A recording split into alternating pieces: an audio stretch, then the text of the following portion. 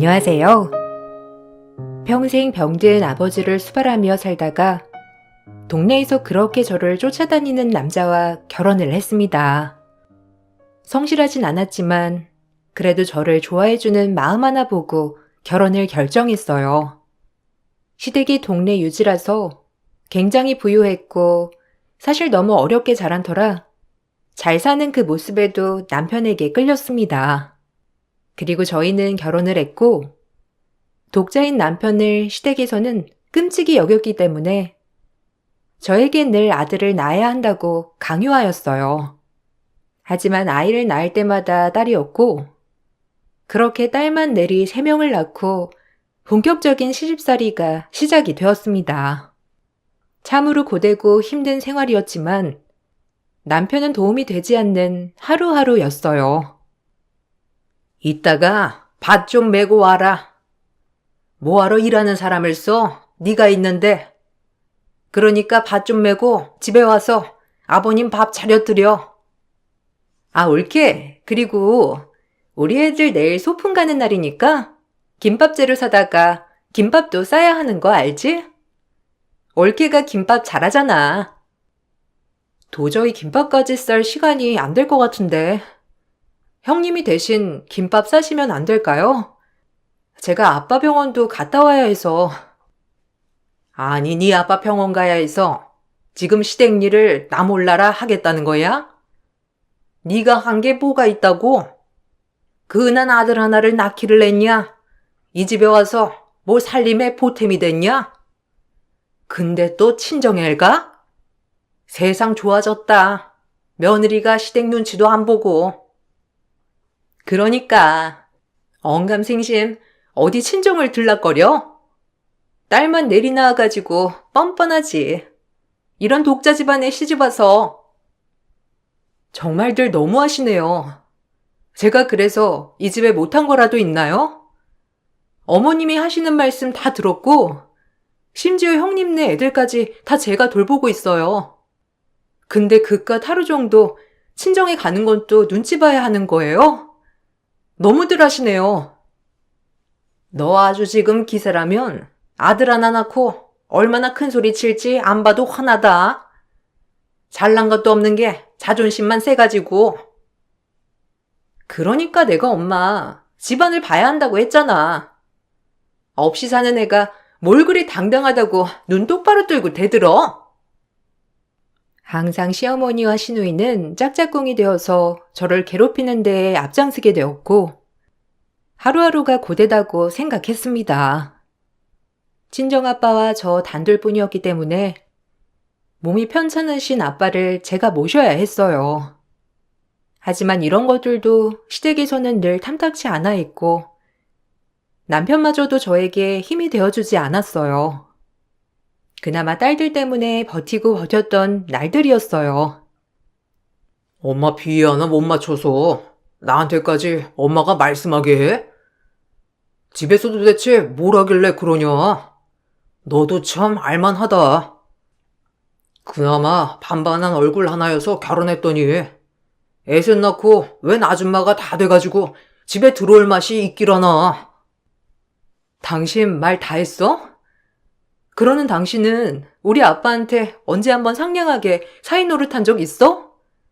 병원을 모시고 가기래 아니면 자발적으로 찾아뵙기를 해. 당신이랑 결혼한 10년 동안 자기가 우리 집 간 적 손에 꼽잖아. 이건 어떻고? 지금 하늘 같은 서방한테 말장난 하는 거야 뭐야? 날들만 낳았노. 이렇게 데리고 살아주는 것만 해도 대단한 거야. 솔직히 말해서 너도 우리 집 시집와서 주변에서 팔자 폈다고 하잖아. 네가 어디 이런 집안에 시집 올 수나 있었냐고. 내가 콩깍지 씌워서 너 같은 보잘것없는 애 데려다가 팔자 피게 해줬으면 충성하고 우리 집에 잘해야지. 분수도 모르고. 내 팔자를 당신이 뭘 펴줘. 나 여기 시집 온 10년 동안 이혼한 시누애들 뒷바라지에 우리 애들 건사 그리고 당신네 부모님 봉양만 했어. 알아? 내가 남들처럼 사치를 부렸어. 아님 당신이 벌어다 주는 돈을 펑펑 쓰고 다니기랬어. 그런 사람들 보고 팔자 폈다고 하는 거야. 근데 나보고 팔자가 펴? 나같이 돈 안 드는 식물을 구한 너네가 더 땡 잡은 거 아니니? 두세기도 오질나게 드세네. 그러니까 너한테 정이 붙을래야 붙을 수가 없어. 지가 얼마나 행복한 줄 모르고 저러니. 제 말에 오히려 화를 내는 남편이 정말 원망스러웠고, 이혼을 하고 싶어서 이혼 신고까지 가지고 와 혼자 글을 써본 적도 있지만, 늘 제가 잘 사는 줄 아는 친정아빠 마음에 대못을 박는 짓 같아 하루에도 수십 번, 수백 번 참아내기 일쑤였습니다. 그리고 제가 엄마 없이 자라봤기 때문에 도저히 아이들에게 한부모 가정을 만들어주고 싶지 않은 생각이 가장 컸어요. 그래도 시부모님이 잘해주시지? 없는 집에서 아무것도 못해가고 그랬는데 받아주신 거 보면 분명 좋은 분들이야. 그럼 잘해주시지. 아빠가 날 잘 키워줬다고 아빠한테도 늘 고마워하셔. 근데 아빠, 나 이번에는 못 내려갈 것 같은데. 병원 혹시 혼자 가실 수 있어요? 거동이 너무 불편할래나? 이번에 시댁 행사도 크게 있고 이래서 며느리가 나 하나잖아. 그럼 괜찮아. 동네 이장한테 태워달라고 해도 되니까 너무 걱정하지 마. 나 절대 신경 쓰지 말고 시어른들한테 잘해. 나야 늘 잘하지. 아빠는 아빠 몸 관리나 잘해요. 건강이 최고야. 내가 시집와서 가장 걱정이 그냥 그거 하나. 아빠란 말이야. 그래도 네가 철마다 과일이며 음식이며 다 잘 보내준 덕에 잘 먹고 나아지고 있어. 그러니까 아빠 걱정은 마라. 하나밖에 없는 딸이 딸 노릇도 못하는 것 같아 마음 아플 때가 한두 번이 아니었습니다. 그렇게 하루하루 시어머니에게 구박을 당하고 이혼한 신우에게 잔소리를 들으며 버티고 버텼어요. 마음을 비우고 다 참자 하며 그저 제가 아닌 것처럼 살았습니다. 그러던 어느 날 시어머니는 동네 약방에서 한약을 잘못 드시고 신장이 다 망가지고 말았어요.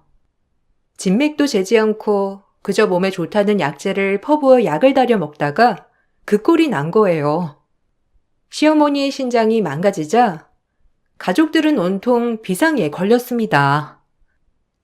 아이고, 어쩌냐.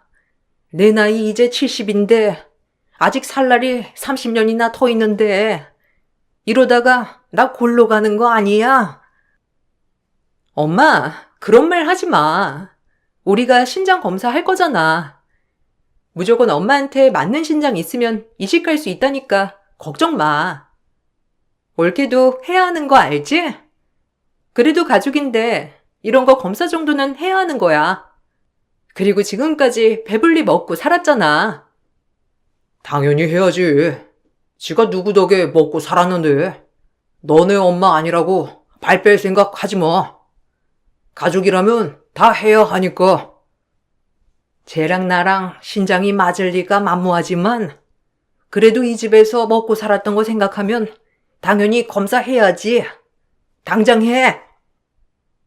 시어머니에게 장기를 이식해 주기 위해서 온 가족들은 신장 검사를 했고 저 역시 가족이란 이유로 신장 검사를 했습니다.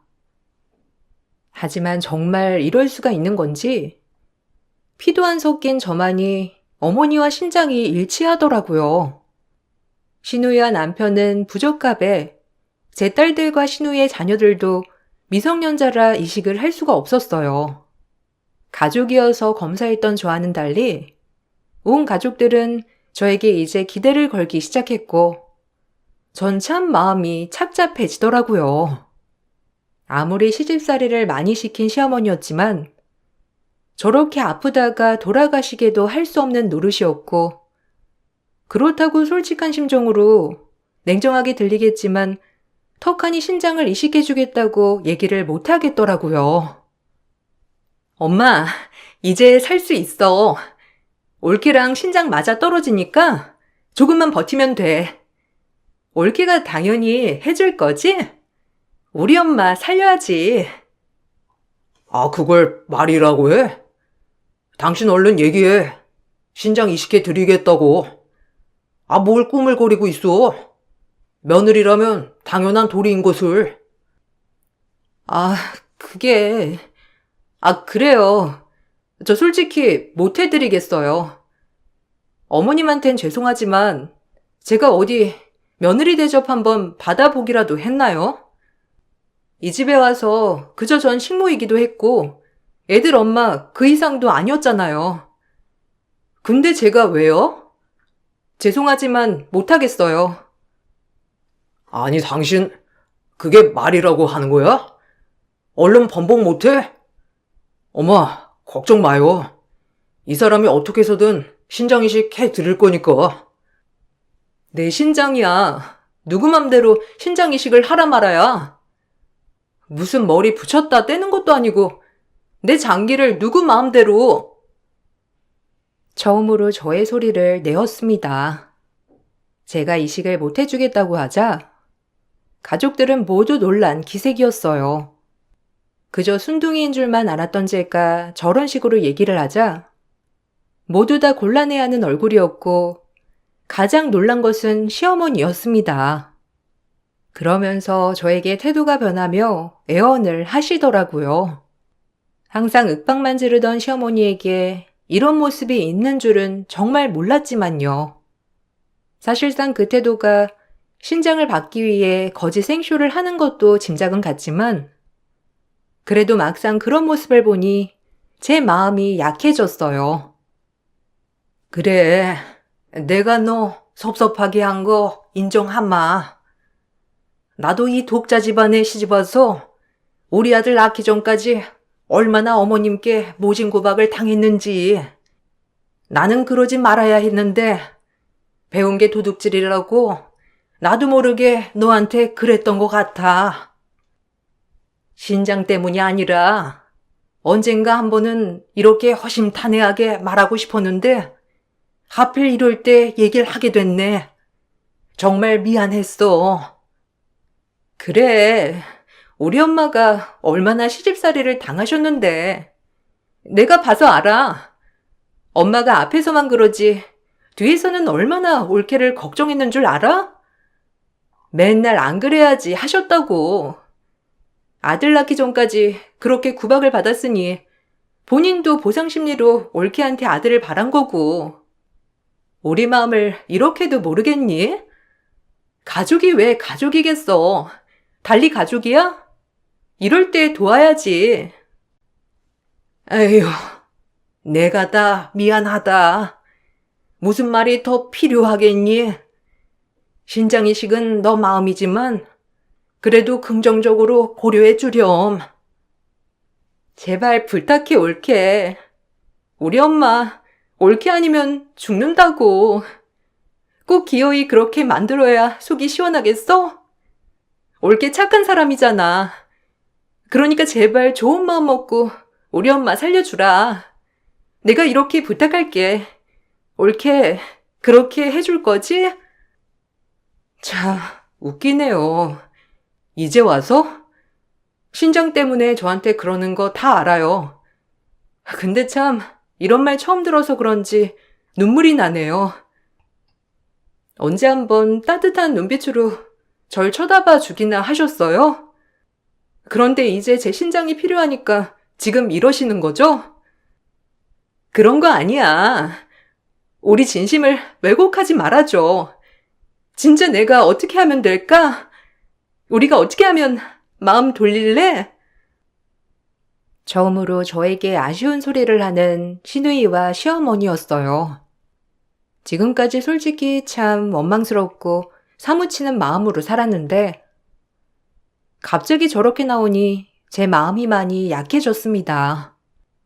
게다가 저 아니면 시어머니에게 달리 방도가 없다고 하니 더욱더 죄책감이 들면서 해줘야 하나라는 생각이 들었죠. 10년 동안 갖은 구박을 다 당하고 살았는데 저 한마디에 제 마음이 이렇게 동요했다는 게 제 자신이 믿기지 않았지만 참 사람이 그렇더라고요. 그리고 남편은 안 하던 행동도 했어요. 당신이 꽃 좋아하는 거 연애 때 알았는데 참 결혼하고 일이 뭔지 바빠서 한 번도 못 사줬다. 미안해. 용서해줘. 그런다고 내가 마음이 돌아설 것 같아? 아주 애쓴다. 이제 와서 다들 왜 그러는 건데? 그렇게 날 무시했으면서. 미안해. 내가 중간에 잘했어야 했는데. 솔직히 고부 갈등 나도 힘들었어. 알잖아. 남자들 원래 단순한 거. 당신 단순무식한 행동 때문에 난 10년 동안 마음 찢어지게 살았어. 근데 이제 와서 다들 왜 그래? 원래대로 대해. 진짜 미안해. 이제 와서 나도 참. 근데 정말 너한테 잘할게. 네가 우리 엄마 살려준 거 절대 잊지 않을 거야. 제발. 애들도 보면 뭐라고 하겠어. 엄마 때문에 할머니가 죽는다는데 당연히 엄마가 이식해줘야 한다고 하지 않겠어? 가족이잖아. 그렇게 애틋한 가족인데 왜 나한테 그렇게 모질었니? 당신 참 말 정말 무슨 천지야. 내가 그동안 얼마나 속상했는데. 알아. 이제야 반성해. 정말 너한테 우리가 못할 짓 많이 하고 비수 많이 꽂았다. 이렇게 벌 받잖아. 용서해 주라. 그날 얼마나 펑펑 울었는지 몰라요. 사실상 가장 듣고 싶었던 말이 시댁 식구들에게 미안하단 소리였습니다. 그런 소리를 이제야 듣게 되니 참 좋았고 눈물이 나왔어요. 그리고 저 역시 시어머니에게 신장 이식을 해주겠다고 마음을 먹게 되었죠. 제가 신장 이식을 해준다고 하자 역시나 시어머니 하신 후이 그리고 남편은 안색이 다시 돌아오며 정말 기뻐하였어요. 정말 고맙다, 호미야. 네가 날 살리는 거나 마찬가지야. 내가 이제 너한테 정말 잘할 거니까 두고 봐. 알겠니? 그럼 엄마가 잘해야지. 올케, 너무 고마워. 그래도 올케 덕분에 내가 한시름 마음을 놓는다. 나도 이제 잘할게. 그렇게 고마워할 수가 없었고 저 역시 마음을 한번 먹고 나니 참 편하더라고요. 그렇게 어머님께 이식을 해드리려고 마음을 먹고 건강관리에 더욱더 힘쓰기 시작했습니다. 어머님도 본인이 이식받을 신장을 제가 가지고 있어서 그런지 저한테 스트레스를 일절 주시지도 않고 몸에 좋은 것들로만 많이 챙겨주시며 노력하셨는데 처음으로 느껴본 마음이었어요. 이거 먹어봐라, 우리 며느리. 건강이 제일 중요해. 네 몸이 지금 우리 집에서 제일 귀한 몸이니 그리 알고 어서 먹어. 감사해요. 제가 늘 어머님께 듣고 싶었던 얘기인데 결혼 10년 만에 이런 얘기를 듣게 되어서 감회가 새로워요. 아유, 미안하다. 내가 진작 널 품어주고 안아줬어야 하는데 내 마음 다 알아주었으면 좋겠어, 정말. 이제라도 잘 지내보자고. 저도 어머님 빨리 건강해지기만을 바랄게요. 아마 제 신장 기증 받으시면 훨씬 더 건강해지실 거니까 걱정 놓으세요. 올케, 너무 고마워. 진작 우리가 이렇게 지냈어야 했는데 정말 그러지 못했네.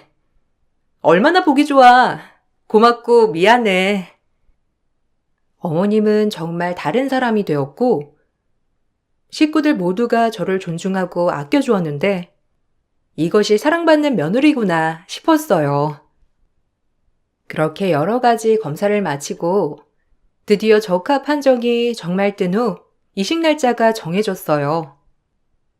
그리고 좋은 마음으로 어머님께 이식을 해드리고 새로운 인생을 꾸려나가보자 마음을 먹게 되었습니다. 그리고 수술을 하기 전 몸이 조금이라도 성할 때 친정아빠에게 맛있는 밥도 차려드리고 친정집 대청소도 할 겸 허락을 받고 일주일 정도 친정에 내려가게 되었어요. 하지만 의도치 않게 생각보다 짧게 친정을 다녀오게 되었고, 말도 없이 집에 돌아오게 되었습니다. 그리고 제가 없는 데서 시누이 남편 그리고 시어머니 셋이서 하는 이야기를 듣고 정말 하늘이 무너져 내리는 경험을 하게 되었습니다. 어머, 깜짝이야. 올케, 언제 왔어? 우리 얘기 어디까지 들은 거야? 일단 좀 앉아서 물 좀 마셔. 더워 보인다. 아, 무슨 얘기요? 지금 도착해서 못 들었어요. 이제 몸 관리해서 어머님한테 잘 이식할 수 있도록 해야죠. 따뜻하게 마실게요. 그래, 찬물보다는 미지근한 물이 몸에 더 좋아요. 아유, 내가 무슨 며느리 복이 있어가지고 이런 호사를 누리나. 네, 감사해요. 역시 절 생각해주는 건 식구들밖에 없네요. 예정보다 일찍 돌아왔는데 저 들으면 안 되는 내용인 거예요? 아니, 무슨. 그냥 이런저런 얘기하고 있었어. 당신한테도 미안하고 앞으로 더 잘해야겠다는 그런 마음? 그럼 우리가 더 잘해야지. 내 목숨 살려준 은인이나 다름없는데 너 피곤하니까 얼른 들어가서 쉬어라. 정 귀 닫고 입 막고 눈 멀고 당분간은 이렇게 지내기로 했어요. 그리고 어머님과 저는 입원 수속을 받게 되었고 드디어 시어머니가 소망하던 신장 이식을 받는 날이 되었답니다. 간단한 설문조사와 간단한 검사를 마치고 의사 선생님이 와서 비교적 걱정하지 않아도 된다고 안심을 시켜 주시더라고요. 시어머니는 연신 그저 잘 부탁한다면서 오히려 들떠 보이기까지 했습니다. 그리고 고대하던 수술 직전 전 시어머니에게 청천벽력같이 소리를 질렀습니다. 수술 직전 냅다 바늘 뽑고 이렇게 말했네요. 똑똑한 새 며느리 거나 처 받으세요. 머리 나쁜 헌 며느리 거 신장 받지 마시고 저 역시 해줄 마음 없네요. 아니 얘, 너 뭐라는 거야? 새 며느리라니. 그리고 갑자기 왜 그러니? 이러지 않기로 했잖아. 수술 해준다며? 해주려고 했죠. 근데 마음 바뀌었어요. 내가 왜 이혼할 남편 엄마한테 신장을 떼줍니까? 그 정도는 바보 아니거든요? 뭐야? 갑자기 이러는 게 어디 있어? 오늘이 수술인데. 아니, 간호사 양반, 얼른 얘 좀 붙잡아줘요. 얘가 뭐라는 거야? 이건 아요. 전 절대 수술 못하니까. 내가 마음 바뀌었다는데 뭐 어쩔 거야? 내 신장 절대 못 줘. 절대 지켜. 제 말에 어안이 벙벙해하는 시어머니였고 전 그 자리를 뛰쳐나왔어요. 간호사들도 어리둥절해했지만 제가 할 수 있는 가장 최고의 복수가 아닐까 싶었어요. 사실 그날 세 식구가 한 얘기를 듣고 정말 많은 생각을 하게 되었거든요. 알고 보니 남편에겐 내연녀가 있었고 심지어 내연녀가 박사 학위까지 딴 인재였습니다.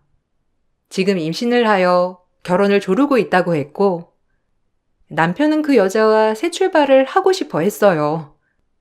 그리고 그 얘기를 들은 시어머니는 신장은 며느리가 떼주는데 아들 손자를 가졌다는 이유로 98억 건물은 박사 내연녀한테 떼준다는 심호였죠.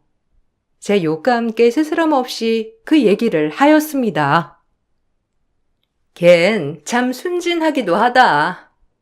그래도 다행이지 뭐야. 그렇게 순진에 빠졌으니까 신장이라도 준다고 나서는 거지. 아니었어 봐. 진작 도망갔겠다. 근데 신장 이식하고 나서 어떡할 거야? 천천히 떨궈내야 의심을 안 살 텐데 무슨 방도가 있는 거니? 뭐 방법이 있어. 서서히 그냥 하던 대로 해야지. 그럼 아마 자기도 분에 못 이겨서 떨어져 나갈 거야. 그 방법밖에 없지 뭐. 근데 진짜 걔 임신한 거지? 아이고, 드디어 내가 아들 손주를 보겠구나. 아니 어쩜 그런 똑똑한 애를 물었어.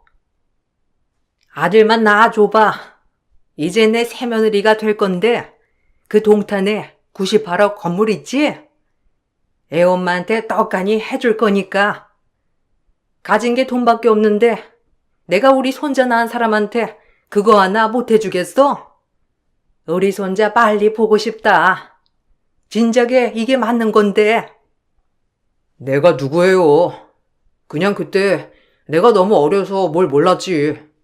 애 엄마랑 결혼을 하더니 조건도 따져보고 했어야 했는데. 지금에서야 나한테 걸맞은 여자 만나니 그동안 내 선택이 정말 잘못됐다는 걸 알았던 거죠 뭐. 여하튼 조금만 기다리세요. 박사의 아들 손자까지 아주 딱이다 딱이야. 걔 머리가 나빠 쓸데가 없어. 이제야 우리 집이 더 잘 풀리려고 하나 보다. 빨리 내가 건강해져서 우리 손주 안아줄 준비나 해야지. 너 닮았으면 얼마나 잘생겼을 거야. 훤칠하니. 진짜 이래서 끼리끼리라는 말이 있는 거야. 앞으로의 인생이 너무 기대가 되고 설레는구나. 우리 아들 잘 선택했어. 그러니까 엄마가 그렇게 원하는 아들 손자의 박사 며느리에 이제 건강까지 찾으면 완벽한 삼박자네. 걘 이제 신장도 한쪽 없고 애 낳긴 글렀어. 그러니까 신장만 떼주면 당장 이혼해. 위자료야 뭐 얼마든 주면 되지. 제가 들어오기 전에 대화 내용이었어요. 치가 떨리고 얼굴이 새하얗게 질렸지만 차라리 저 대화를 들었던 것이 내가 이 삶에서 구출될 방법이라고 생각이 번뜩 들더군요. 그리고 내가 어떻게 하면 가장 큰 복수를 할까 싶었어서 모든 걸 용서할 수 없는 시댁 식구였기 때문에 전 신장 이식을 해줄 것처럼 연기를 했고 수술 당일 수술을 못하겠다고 하고 병원을 뛰쳐나왔습니다. 당사자가 마음이 바뀌었다고 하니 솔직히 병원이나 시어머니나 어찌할 도리는 없었고 전 그 길로 아이들을 데리고 미리 구해둔 방으로 들어갔어요. 좁은 투룸이었지만 전 제가 그동안 한 푼 두 푼 모은 돈으로 남편과의 싸움을 시작했습니다. 소송 비용은 참 어마무시하게 들어갔는데 하지만 제 모든 이야기를 들은 저의 절친한 친구가 저를 많이 도와주었어요. 와, 이건 말도 안 되는데요? 제가 여러 가지 사건들을 담당했지만 그동안 참 고생하셨어요. 상간녀에게 혼외자까지 가진 이상 100% 귀책 사유기 때문에 소송은 수월할 거예요. 그리고 재산 분할이랑 양육비도 당당히 청구할 수 있습니다. 저에게 용기를 준 변호사의 말에 전 소송을 들어갔고 남편의 상간녀가 오픈된 이상 상간녀 소송을 걸게 되었어요. 그리고 남편에게도 이혼 소송과 함께 위자료 청구 소송, 그리고 양육권 소송을 진행하게 되었습니다. 자식이 제 발목이라고 생각했는지 끝까지 아이들을 뺏기지 않으려고 하는 남편이었고 정말 못되게도 아이들을 볼 거면 신장이식을 해놓으라더군요. 이 순간 정말 최악의 아빠라고 직감이 들었고 나한테 하는 행동들은 그저 참아냈지만 자식까지 볼모로 만드는 남편을 더 이상 용서할 수가 없었습니다. 절대로 신장이식을 할 수 없다고 판단이 들었고 이것들에게 끝까지 지지 않으려 다짐했어요. 애들이라도 보려면 우리 엄마한테 신장이식은 해줘야 할 거야. 너 때문에 지금 투석받고 난리도 아니야. 알아? 네가 그러고도 인간이냐? 어떻게 목숨을 빌미 삼아 우리를 농락해? 애들 절대 안 뺏겨. 네 약점이 애들이지? 두고 봐라. 나쁜 놈. 네가 그러고도 아빠니? 애들이 뻔히 나랑 살고 싶어 하는 거 알면서. 그리고 니네 엄마 신장을 왜 나보고 달래? 그렇게 사랑하는 네 상간녀한테 해달래. 건보는 상간녀 주고 난 멍청해서 신장이나 빼먹으려 한 거 아니야? 애틋해도 해줄까 말까인데 그걸 듣고 미쳤다고 해주겠냐? 네가 멍청하니까 그렇지. 잘난 것도 없는 게 건물은 가지고 싶었나 보지? 넌 그냥 신장이나 내놓고 꺼지면 돼. 그래, 이게 네 속셈이지? 신장만 받고 날 내치려는. 애들 아빠라는 게 참 수치스럽다. 어디 한번 끝까지 가보자고. 끝까지 당당한 남편을 용서할 수가 없었고, 제가 일자리가 있는 게 아니어서 처음 양육권과 친권은 남편에게 유리하게 흘러갔습니다. 하지만 제 이야기를 모두 아는 변호사님께서 작은 사무실에 격리 자리를 하나 소개해 주었고, 전 그곳에 취직을 했어요. 그리하여 양육비를 받으면서 아이들을 케어할 수 있겠다는 것이 증명이 된 셈이었죠. 아이들의 의사도 저와 살고 싶어 하는 마음이 컸습니다. 정말 길고 긴 싸움이었지만 결국엔 법원은 제 편이 되어주었고 전 상간녀에게 위자료와 함께 남편에게 재산 분할 그리고 위자료까지 받을 수 있었어요. 하지만 여기서 끝나지 않고 시어머니와 시누이에게도 정신적 피해 보상에 대한 위자료 청구 소송을 이어갔습니다.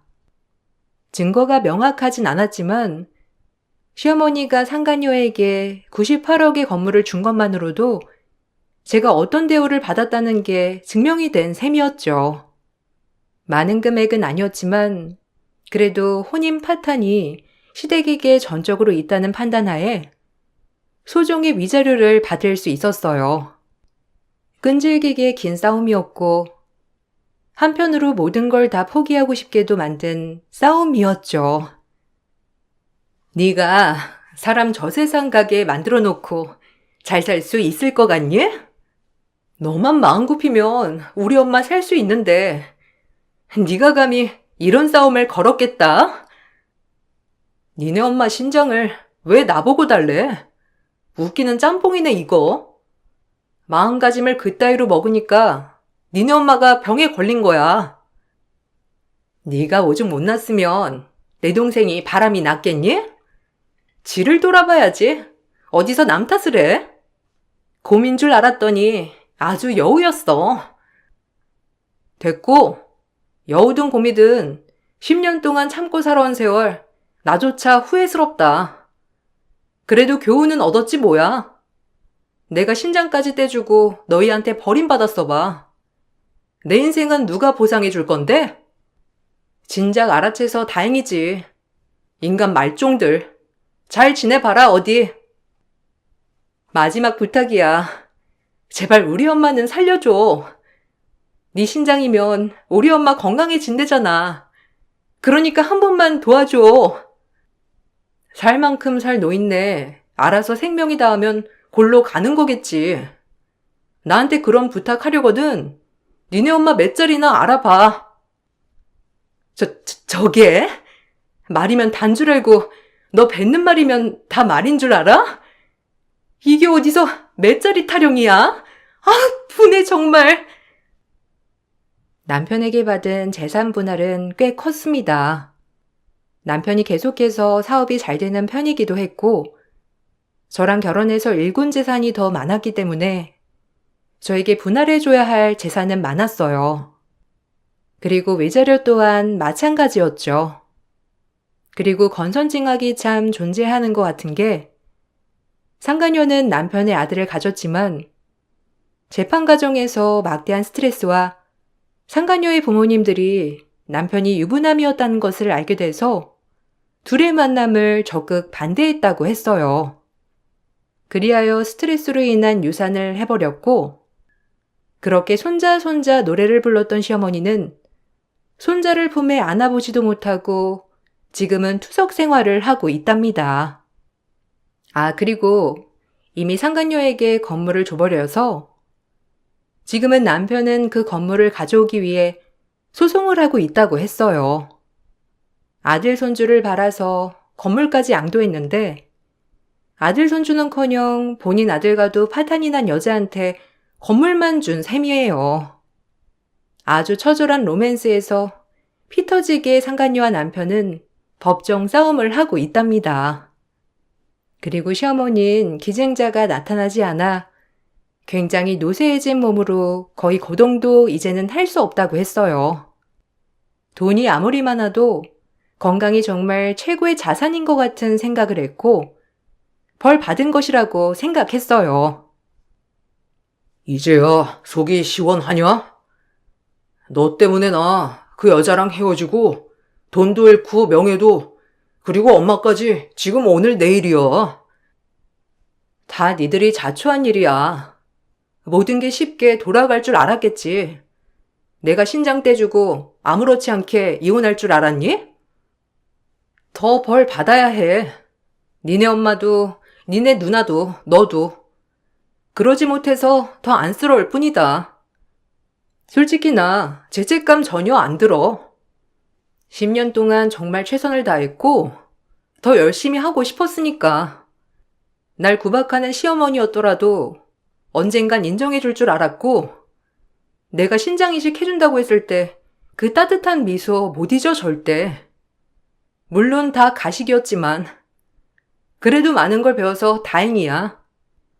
다신 연락하지 말고 애들도 볼 생각 마. 양심이 있다면 연락 못하겠지? 니네 엄마 돌아가시면 부조금은 할 의향 있으니까 연락만 해. 그래도 애들 할머니니 부조금은 해야지. 그리고 네가 재산 분할 해준 돈으로 조그만 집 하나 사고 상가 하나 구매했어. 나도 먹고는 살아야지. 고맙다. 네 덕분에 친정 아빠까지 모시게 됐으니 말이야. 그럼 다시 보는 일 없도록 해. 네가 사람이야? 어떻게 그래? 지금 엄마가 얼마나 힘든지 알면서 그렇게 나 몰라라 할 거냐고. 너 하나만 마음 돌리면 돼. 내가 미쳤다고 마음을 돌리니? 너네 본심을 다 알아버렸는데 너네 벌 받은 거라니까? 왜 이렇게 말귀를 못 알아들어? 어차피 가진 재산이야 원래도 많은 양반이니 상간녀한테도 너랑 놀아준 대가라고 생각해. 주면 되겠네. 그 건물 말이야. 나한테 신장 뜯어내고 상간녀한테 건물까지 투척하는 시어머니 클래스 아주 멋져요. 본인이 싼 똥 본인이 치우는 거지 뭐. 와, 너 진짜 이렇게 독한 애인 거 이제 알았다. 그동안 안 그런 척하고 살더니 이제야 본심을. 허탈해서 말이 안 나오네. 전 남편이 해준 재산 분할로 집도 구매하고 동네에 조그만 상가를 구매하여 세를 놓았어요. 아무래도 제가 사는 동네가 그리 비싸지 않은 동네여서 그런지 그 돈으로 모든 걸 하기엔 충분했습니다. 그리고 지금은 아픈 친정 아빠를 모시며 살고 있는데 내가 내 아빠를 모시는 게 이렇게 행복할 수가 없답니다. 친정 아빠는 많이 연로해지셨는데 그나마 손녀들이 피는 재롱을 보면서 하루하루 행복해 하셔요.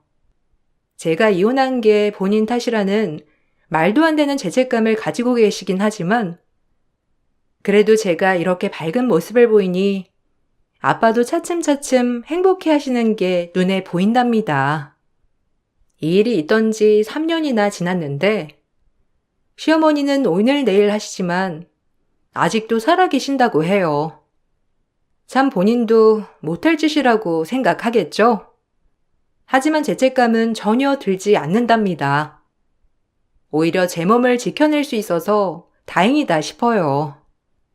이 글을 쓰다 보니 옛 생각에 눈물도 나면서 웃음도 나네요. 이제 딸아이가 학교에서 올 시간이 다 되어 글을 맞춰야 할 것 같아요.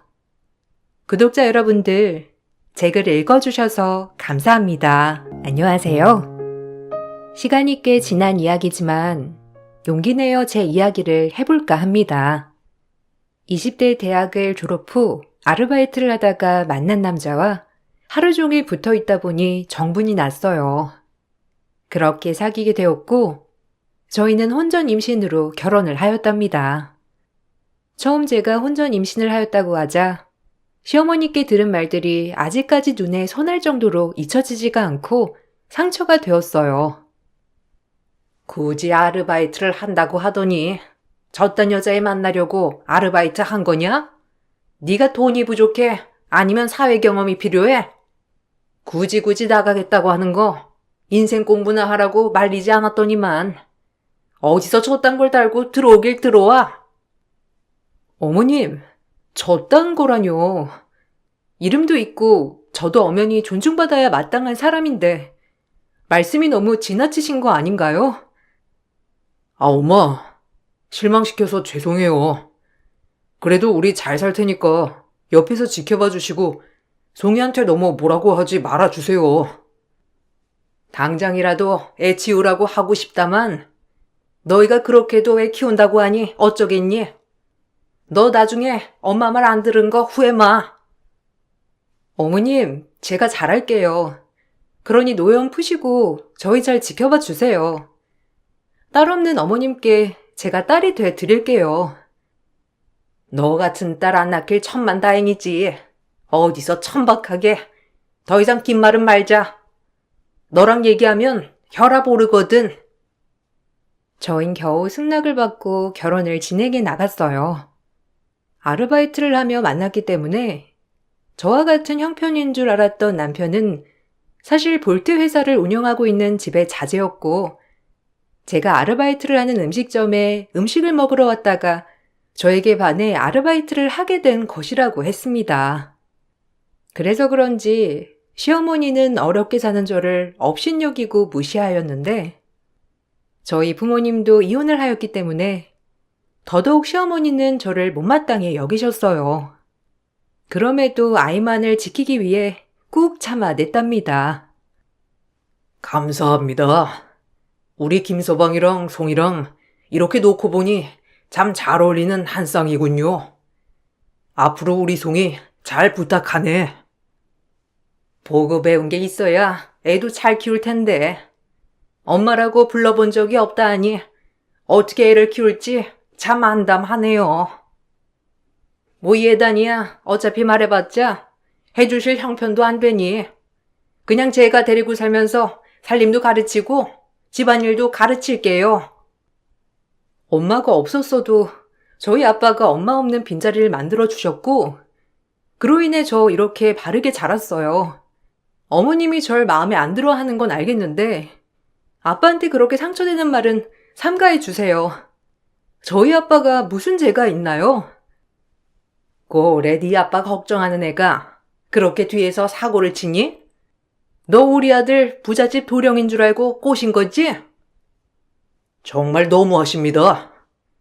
본인 아들 단속 못한 건 생각 못하고 우리 송이한테만 그렇게 정 마음에 안 들면 결혼을 시키지 말던가요. 왜 애를 그렇게 휘어잡으려고만 하십니까? 없이 자랐지만 송이 어디 가서 모자라다는 소리 듣지 않게 키웠어요. 그거야 평범한 인간들의 비하면이죠. 우리 집이 어떤 집안인 줄 알고나 본인 딸 들이미는 거예요? 식장이며 결혼 준비는 다 제가 알아서 할 테니 결혼식 날 늦지 말고 나오세요. 그리고 더 이상 이렇게 사석에서 뵙는 일 없도록 하죠. 아빠와 제가 기분이 매우 나빴지만 시어머니는 단 한 번도 신경 쓰지 않고 본인이 할 말만 하고 상견례장을 빠져나갔어요. 여태껏 저를 홀로 키우며 저 하나만을 바라보고 사신 아빠에게 너무 죄송해서 그날 얼마나 울었는지 몰라요. 하다 아빠는 저에게 이런 제안까지 하시며 제 결혼을 만류하셨습니다. 뻔히 제가 고생할 게 눈에 훤하니 아빠 입장에서 그러신 거였고, 지금 제가 나이를 먹어보니 아빠께서 얼마나 마음을 졸이고 저를 안타까워하셨을지 마음으로 충분히 이해가 가더라고요. 아빠가 네 자식 키워줄 테니까 지금이라도 결혼 때려치워. 아무리 생각해도 저런 집에 널 보내는 건 아닌 것 같다. 네가 뭐가 부족해서 그러니? 아빠가 없이 키웠지만 그래도 너같이 착하고 야무진 애가 어딨다고 그래? 아빠 말 듣고 잘 생각해봐. 아빠, 미안해. 나 엄마 없이 자랐잖아. 엄마 없는 걸 아빠 때문이라고 생각하진 않지만 그래도 빈자리는 정말 많이 느껴졌거든. 그래서 내 자식한텐 아빠 없는 애 만들어주고 싶지 않아요. 정말 미안해요. 시어머니는 내가 살면서 바꿔놓을 거야. 아무리 생각해도 이건 아니야. 그렇게 널 마음에 안 들어 하는데 어떤 꼴을 당하려고 그 집에 시집을 간다는 거야? 김서방이 잘할 거야.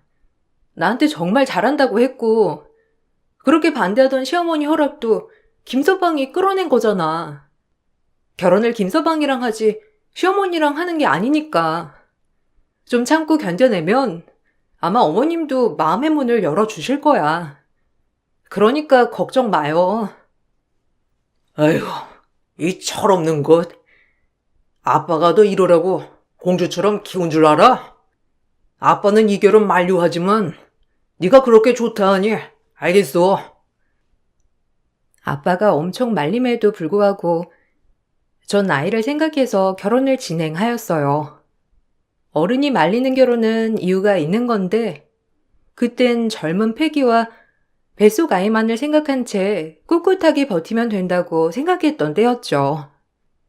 그리고 결혼을 하고 나서부터 본격적인 시집살이가 시작되었는데 아침 저녁으로 부려먹는 건 기본이었고 그저 절 본인이 키우는 강아지만도 못하게 여기더라고요. 워낙 결혼 전 시집살이는 각오했던 것이었기 때문에 그런 행동들로 저를 떨거뜨리기란 힘든 부분이었지만 말이에요. 에휴, 강아지는 말이라도 잘 듣지. 저건 뭐 개만도 못해가지고 보면 볼수록 속 터진다니까. 카페 빨아놓으라고 한 지가 언젠데 도대체 언제 말을 들었는지. 예, 너 내가 몇 번을 말해야 하니? 카페 빨고 커튼도 다 떼서 빨아놓으려고 한 지가 언젠데. 어제 어머님이 이불 빨래 먼저 하라고 하셔서 그거 하고 오늘 카페 빨려고 했거든요. 이따가 주방 치우고 할게요. 핑계 대는 거니? 이거 하고 저거 하고 있으면 다 될 일을 하루에 하나씩 하려고 하는 거야, 뭐야? 너 깨 쓰는 거 걸렸단 봐? 어머님, 저 임신한 몸이에요. 임신했다고 유난 떠는 건 아니지만 그래도 어머님 손주를 가졌는데 너무하신 거 아닌가요? 누가 그애 반격이라도 한대니? 순진한 우리 아들 깨어내서 아주 얌체 같은 것. 넌 언제나 이 소리 듣게 될 거야. 임신한 제가 가만히 쉬는 꼴을 보지 못하시는 분이었고 그로 인해 결국 임신 17주 만에 유산을 하고 말았죠. 대아가 건강하다고 믿고 있었는데 막상 이런 사실을 접하게 되자 정말 마음이 무너져 내려버리는 것 같았습니다. 하지만 시어머니는 유산한 저에게 미안해하기는커녕 오히려 잘 됐다고 비아냥되었고 정말 주체할 수 없이 슬펐어요. 이게 네 운명이라는 거다. 애도 없는 마당에 우리 아들 물고 늘어질 거니? 내 아들 재원이라고 해도 어리고 잘 나가고 너 아니어도 내로라 하는 집안의 여자들 줄 섰어. 그러니까 너도 이쯤 하고 그만 내 아들이랑 헤어져. 너도 새 출발하면 되잖니. 어머님은 저한테 일말의 죄책감 따윈 없으신가요? 어떻게 지금 이 상황에 이혼하란 말을 하실 수가 있는 거죠? 내가 왜 못하니? 애까지 알아서 떨어져 줬는데 얼씨구나 해야지. 그러니까 누가 애 건사 못하래? 다 네 책임이야. 복도 없는 게 어쩜 자식 복도 없는지. 어쨌든 내가 보기에 아주 잘된 일이니 너도 마음 정리하고 그만 우리 아들이랑 헤어져. 아니요, 그렇게는 못하겠네요. 이왕지사 이렇게 된 거 어머님이 절 좋아하게 만들 거예요. 언젠간 우리 며느리 하게 만들 거라고요. 근본이 다른데 어떻게 너를 좋아할 수가 있니? 사실상 애만 아니었으면 너랑 우리랑 겸상이나 할 수 있었겠어? 시어머니는 참 악녀 같았고 유산 후 슬퍼하는 저에게 단 한 톨의 죄책감도 없는 듯이 얘기하는데 믿었던 남편은 제가 유산한 다음부터 급격히 변하기 시작했어요. 오히려 저와 시어머니 사이에서 지쳤는지 저를 나무라는 일이 많아지기 시작했고 시어머니가 뭐라 하는 건 다 참을 수 있었지만 남편만 믿고 살던 저에게 남편마저 등을 돌리자 이젠 기댈 곳도 없어지기 시작했어요. 사실상 혼전 임신으로 책임감에 결혼을 한 것이었기 때문에 절 사랑했는지도 의심이 되기 시작하더라고요. 그러면서 제 안에서 혼자 정신승리를 한 것 같아요. 그럼에도 꼭 살아내자, 행복하고 싶다, 그렇게 되도록 하자 이런 식으로 다짐했어요. 네가 얼마나 건사를 못했으면 애가 떨어지냐? 17주면 다 산모 탓인데 초기도 아니고 안정기에 이게 말이 되는 거야? 당신 어떻게 나한테 그런 말을 할 수가 있어?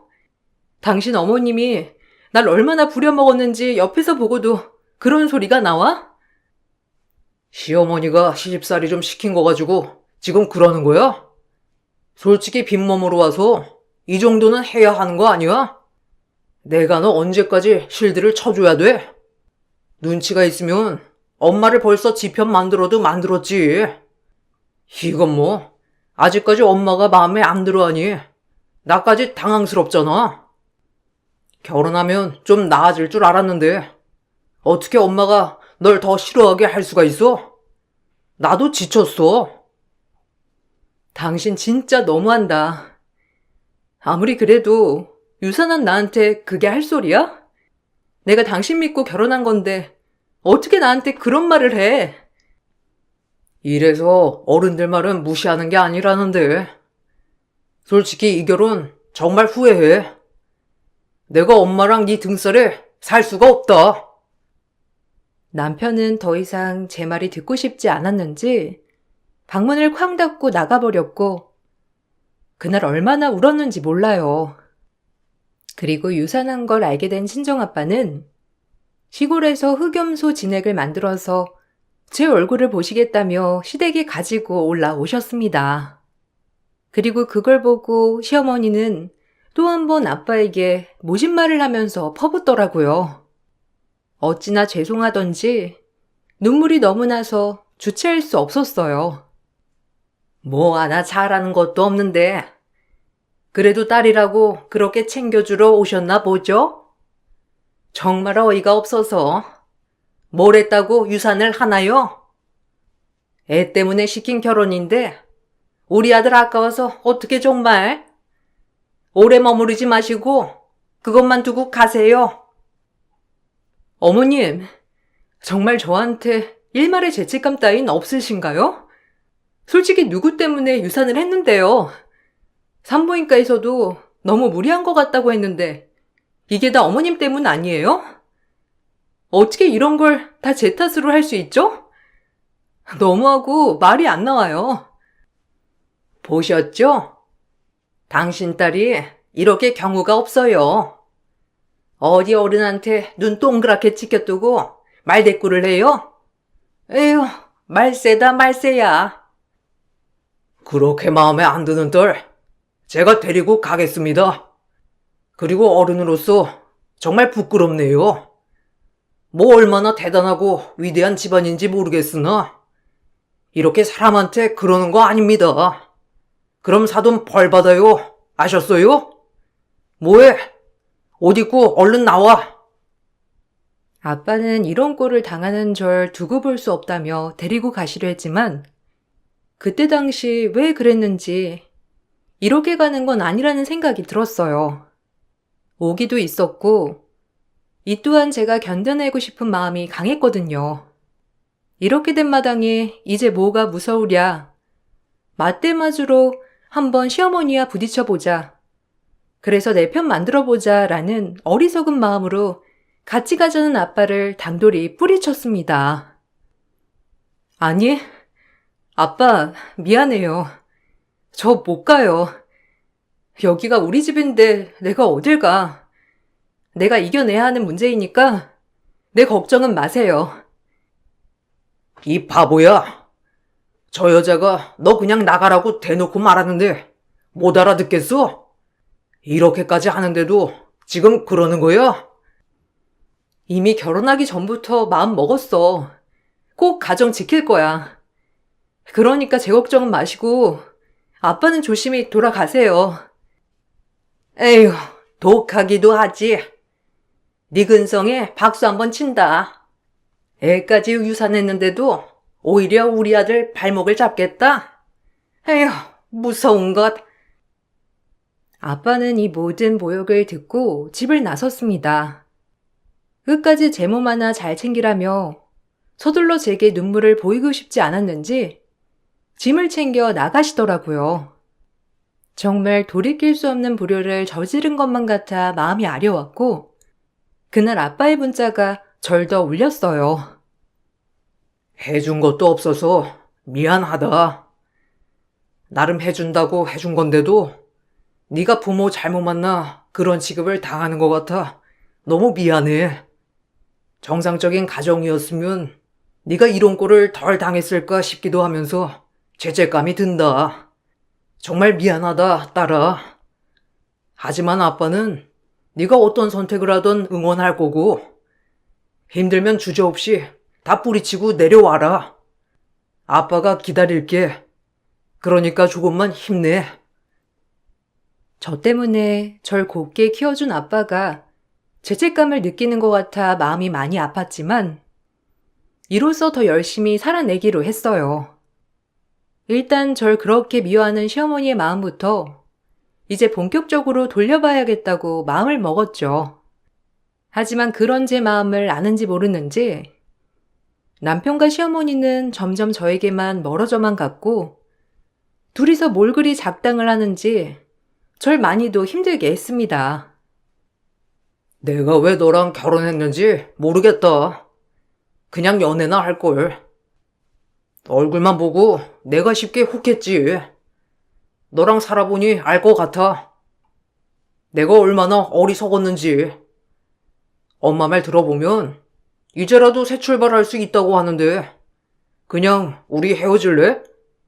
어차피 애도 없잖아.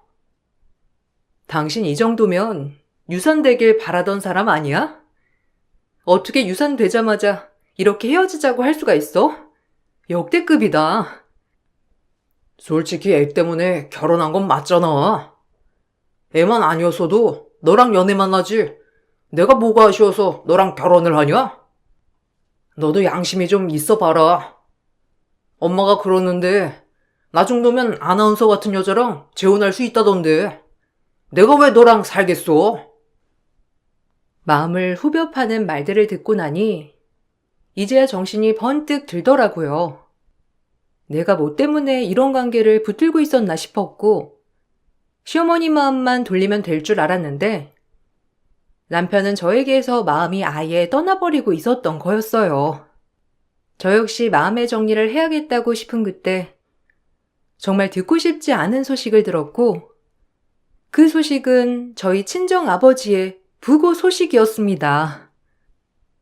네 아빠 술 먹고 사고만 안 당했어도 그렇게 가지 않았을 거야.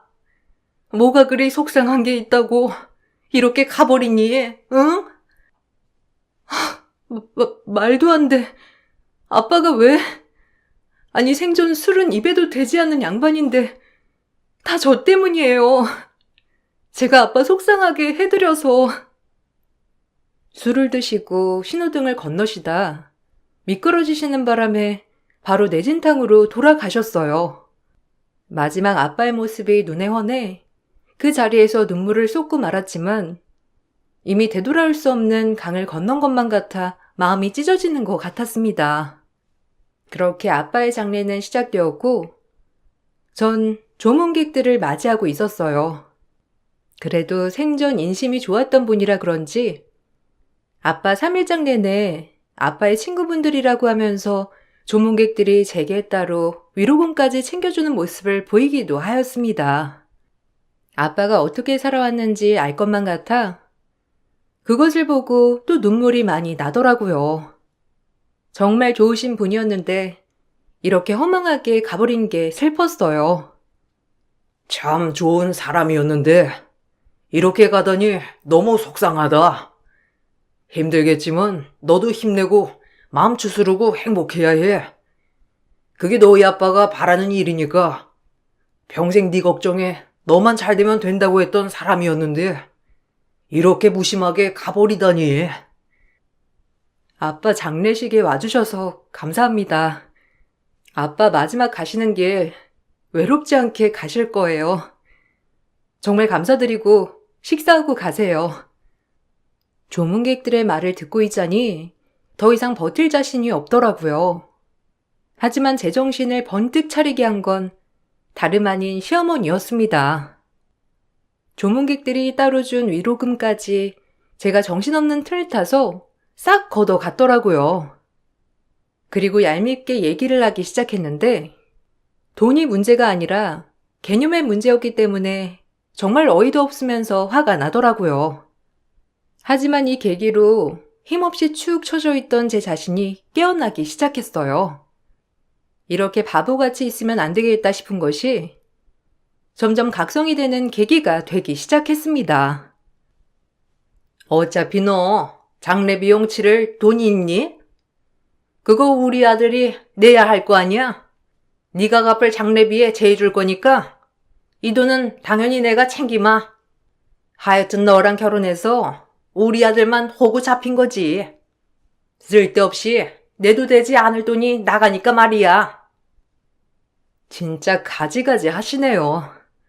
어머님 덕분에 이렇게 정신이 없는 와중에 정신을 똑바로 차리는 계기가 된 것 같아요. 그랬담 다행이네.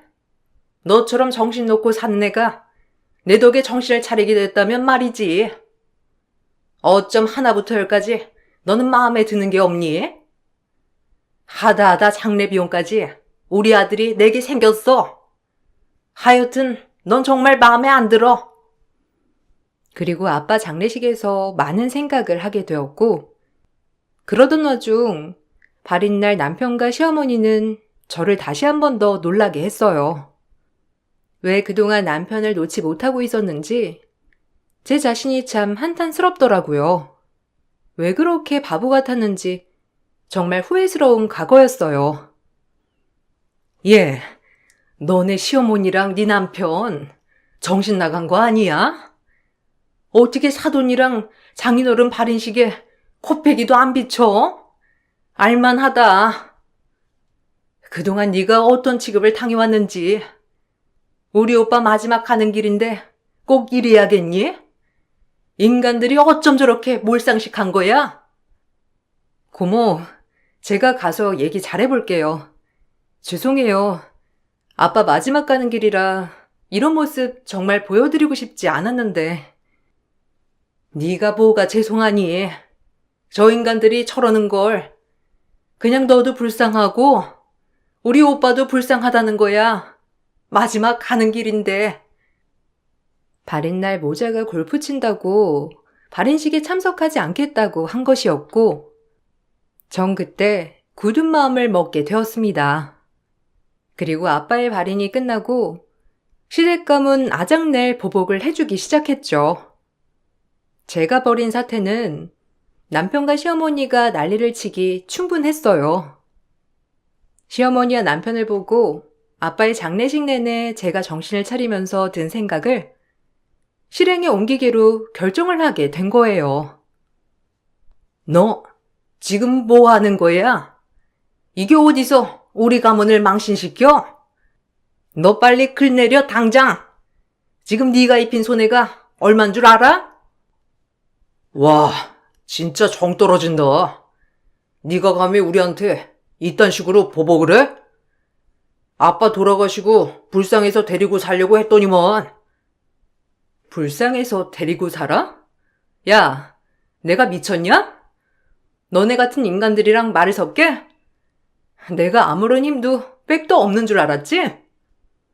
너 정신 똑바로 차려. 네가 이런다고 해결될 문제가 아니야. 너 돈 있어? 어디서 우리한테 대접을 해? 머리 잘 굴려라. 너야말로 머리 잘 굴려. 이제 니네 나락 가는 거 한순간이니까. 요즘 세상이 어떤 세상인데 돈 없는 며느리한테 갑질이야?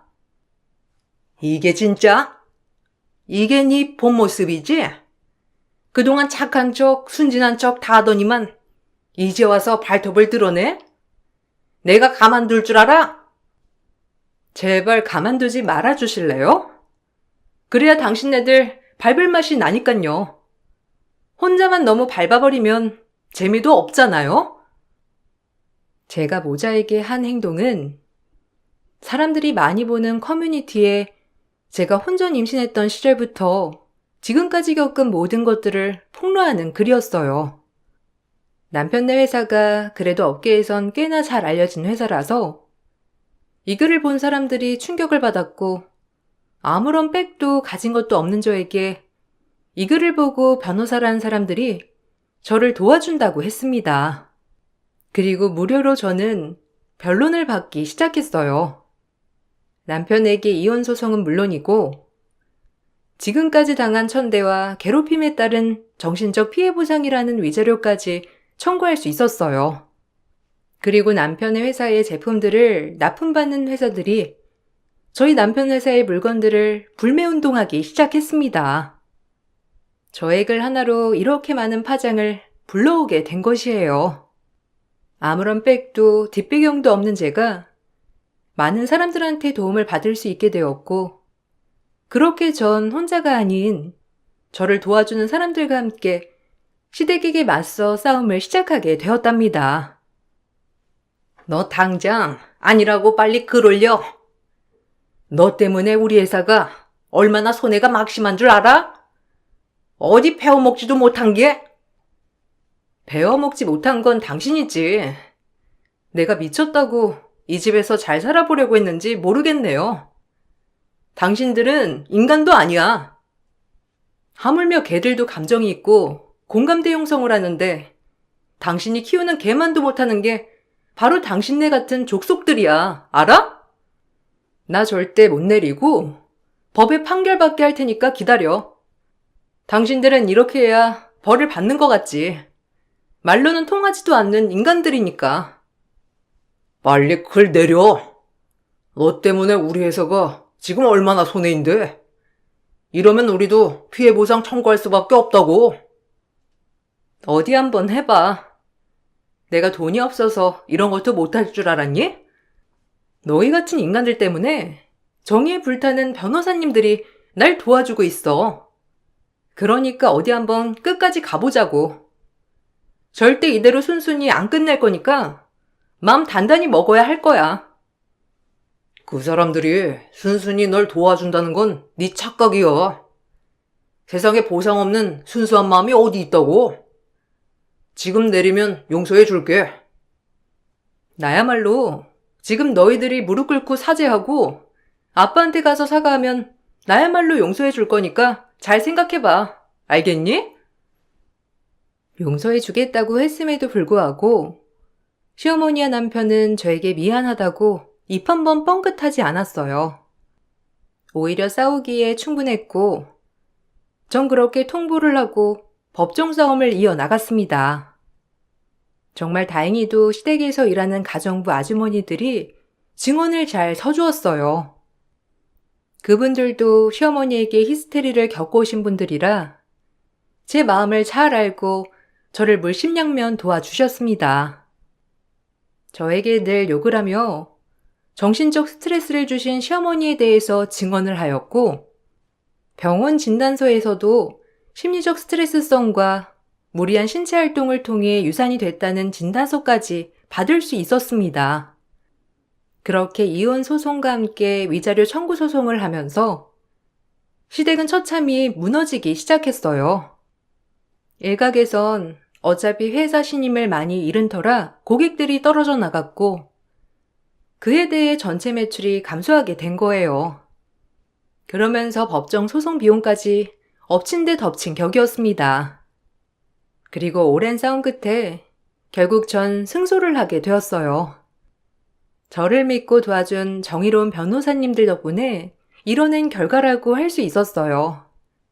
아무것도 가진 게 없는 저를 위해 이렇게 도와주신 분들에게 얼마나 감사하던지 그때 정말 세상이 아름답다고 느꼈던 것 같아요. 위자료고 뭐고 다 줄 테니까 일단 아니라는 글만 올려줘라. 우리 회사도 먹고는 살아야 할 거 아니야. 요즘 같은 세상에 인터넷이 얼마나 무서운 줄 알아? 그러니까 글 좀 내리거나 그 글을 올려줘. 그럼 이제 너한테 얼씬도 안 남아. 아니요. 두고두고 박제해 놔야죠. 본인들이 그렇게 행동한 건데 이제 와서 후회하면 뭐하나요?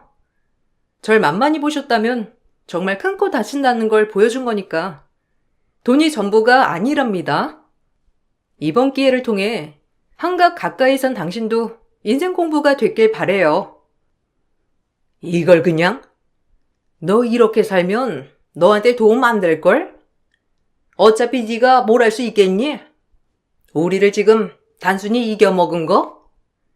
그래도 우리는 너보다 돈도 많아. 잠깐 입방아에 오르내리면 그만이라고. 너같이 돈 없는 애가 그래도 우리한테 빌어먹으려면 지금 그만해야 하지 않겠니? 그러니까 당사자라고 하고 글 좀 내리거나 다른 글을 올려달란 말이야. 그럼 조금은 용서해 줄게. 아직도 정신 못 차렸네요. 세상에 정의가 있어요, 아주머니. 요즘 같은 시대에 어떤 세상에 혼자 살고 계신 건지 의아하네요. 모든 소송이 끝이 나고 저 역시 명예훼손으로 고발당했었기 때문에 글을 내려야 했어요. 저 역시 벌금형을 맞았지만 그래도 실보다 득이 더 많은 법정 소송이었습니다. 결혼해서 산 기간보다 소송하는 기간이 더 오래 걸렸고 모든 게 끝이 난 뒤 아빠의 묘지를 찾아 모든 것을 고했어요. 참 죄송하고 후회스러운 삶이었다고 얘기하는데 어찌나 눈물이 나던지요. 애초에 아빠를 따라 나섰더라면 아빠가 술을 마시지 않았겠다. 그럼 괴롭지 않았겠지? 그런 생각이 절 매우 괴롭혔습니다. 그럴 때마다 제 마음을 바로잡고 바로 잡았어요. 그래야 사라질 것 같은 마음이 들었거든요. 그리고 저를 도와주신 분들을 위해서라도 더 악착 같고 열심히 살아야겠다고 마음을 먹었습니다.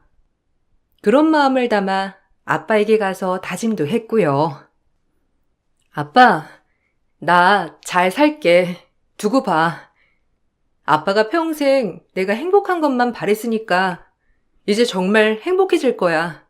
지켜봐 줘요. 누구보다 잘 살 거고 남들이 날 도와줬듯이 남에게 도움이 되는 사람이 될 거니까 내 걱정 말고 그곳에서 편안하세요. 전 그렇게 다짐을 하였고 하지 않던 공부를 시작했습니다. 시댁에게 받은 위자료와 남편에게 따로 받은 위자료까지 금전적으로 여유가 있었기 때문에 가능했던 일이었어요. 어려운 형편에 아르바이트를 많이 했던 터라 이렇게 진득히 공부를 해본 적이 있던가 싶더라고요. 돌아가신 아빠를 생각하여 악착같이 공부를 하였고 저를 도와줬던 변호사님들을 생각하며 공부했어요. 변호사님들이 저에게 도움 주신 거 잊지 않고 저도 남을 도와주고 싶어서 공부해요. 저에게 이런 꿈을 주셔서 정말 감사합니다. 에이, 당연히 도와줘야 했던 일인데요, 뭐. 그래도 이렇게 멋진 꿈을 생각했다니 정말 대단한데요? 응원합니다. 그리고 로스쿨에 입학하였고 변호사 시험을 통해 변호사가 되었답니다. 물론 그 과정이 정말 쉬웠던 건 아니었고 때론 고배도 마시고 실패도 맛보면서 이 자리에 올라올 수 있었어요. 그리고 제가 도움을 받았던 것처럼 저도 법적 도움이 필요한 어려운 사람들에게 도움이 되며 아빠 앞에서 떳떳하고 당당한 딸이 되고 싶었거든요. 변호사가 되기까지 많은 눈물도 흘리고 좌절도 있었지만 요즘은 조금씩 행복하다고 생각하며 살고 있어요. 그리고 더 나은 제가 됐다고 생각합니다. 어디선가 제가 변호사 됐다는 소식을 듣고 바뀌지 않은 제 번호로 전 남편이 은근슬쩍 연락을 취해 오더라고요. 그걸 보면서 오히려 희열이 느껴졌습니다. 뭔가 더 통쾌한 기분이랄까요? 역시 사람은 잘 되고 봐야 한다는 말이 맞는 거였더라고요. 은지, 기억나지? 왜? 우리 같이 아르바이트 했던. 오랜만에 은지랑 밥 먹는데 너 변호사 됐다는 소식 들었어. 축하한다. 언제 한번 밥이나 한 끼 할 수 있을까? 지나고 보니 너한테 미안한 게 많아서 제대로 사과하고 싶거든. 괜찮겠니? 나도 나이가 들고 보니 새삼 느껴진다. 나한테 네가 얼마나 소중했었는지. 네 문자 보면 연락 줘. 기다리고 있을게. 어이가 없네. 다신 보고 싶지 않거든? 번호 바꿀 거니까 다신 연락 마. 너도 참 구질구질한 거 여전하니 웃긴다. 역시 사람은 고쳐 쓰는 게 아니라는 말이 딱 맞아. 예전에도 그랬지만 시간이 이렇게 흘렀는데 자존심도 없이 연락을 하다니 웃겨 정말. 전 이 문자만 보내고 번호를 바꿔버렸습니다. 그리고 바로 칼 차단을 하였어요.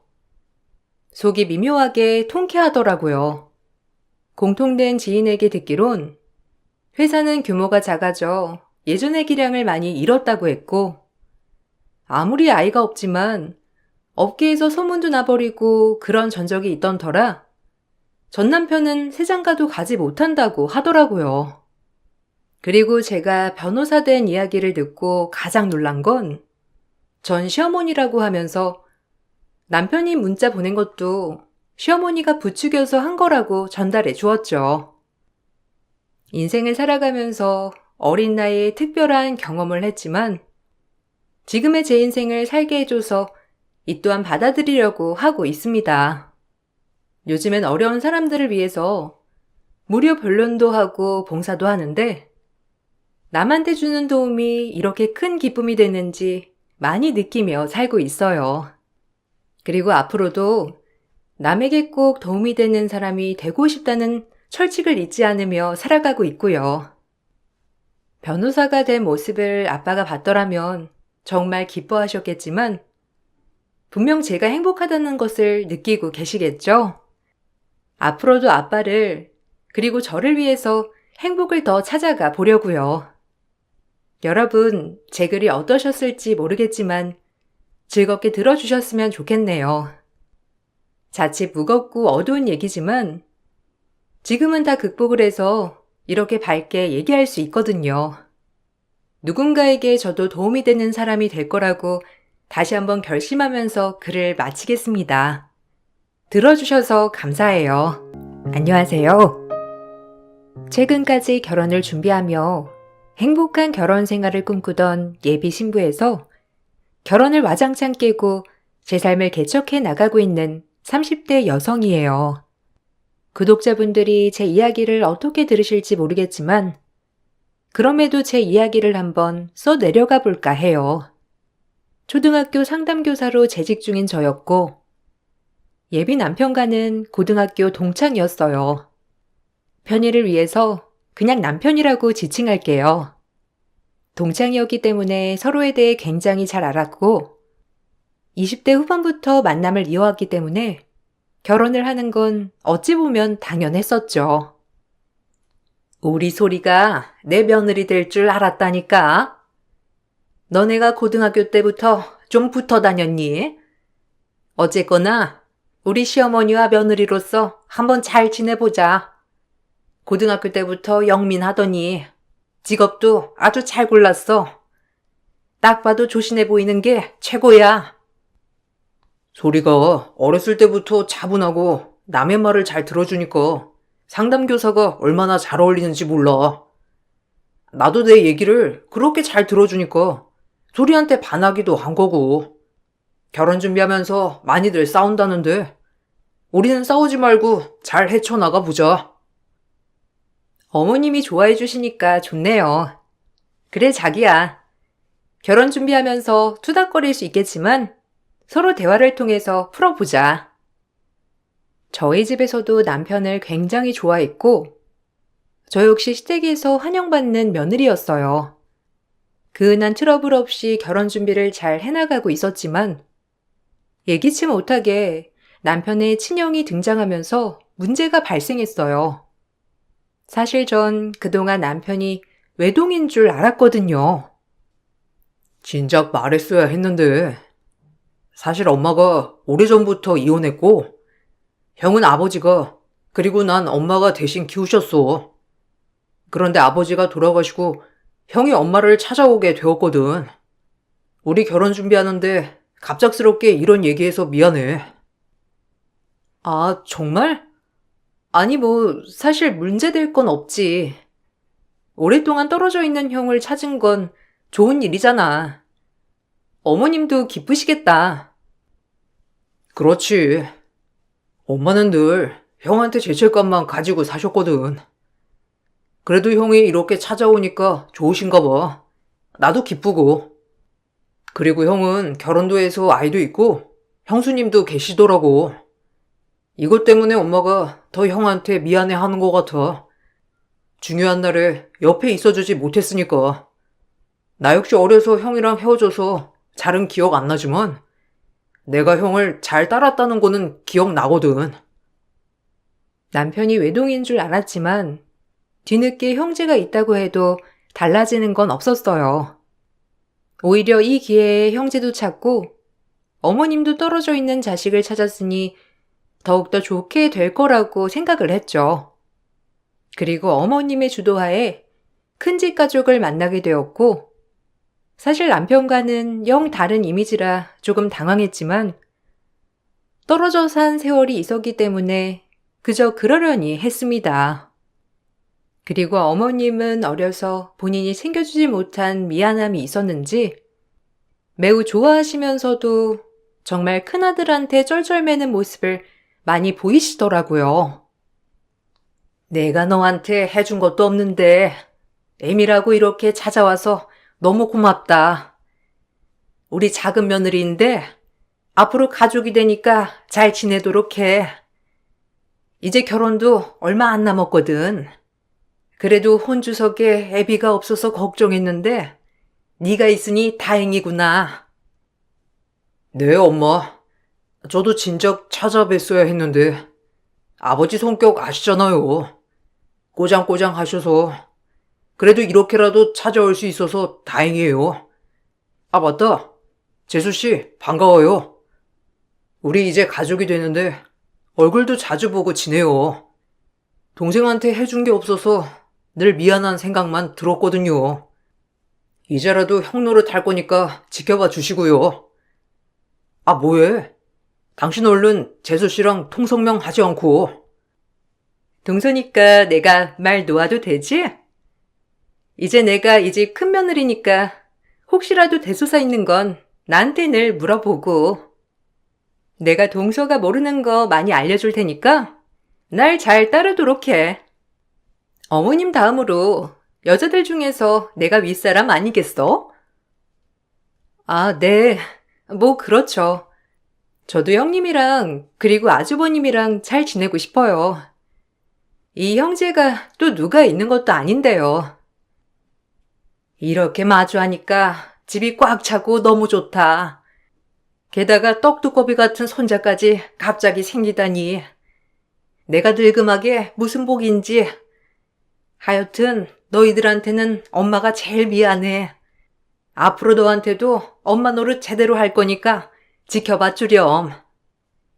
첫 만남의 형님 되실 분은 저의 기강을 잡으시려 하는 것 같았지만 개의치 않았습니다. 좋은 게 좋은 거다라고 생각하며 사는 저에게는 별로 문제될 게 없었거든요. 하지만 돈 문제가 엮이면서부터는 문제가 되기 시작했어요. 아주버님은 갑작스레 사업을 시작한다며 평생 어머님이 모아온 재산을 대놓고 해달라고 하셨고, 죄책감이 큰 어머님은 그걸 덜컥 줘버린 거죠. 여기까지는 솔직히 제가 개입할 문제가 아니라고 생각했기 때문에 두 손 놓고 뒤에서 그저 지켜보려고 했었어요. 제가 이 집안 일으킬게요. 사실 아버지가 뭐 일을 하셨나요? 늘 제가 가장 역할을 했지.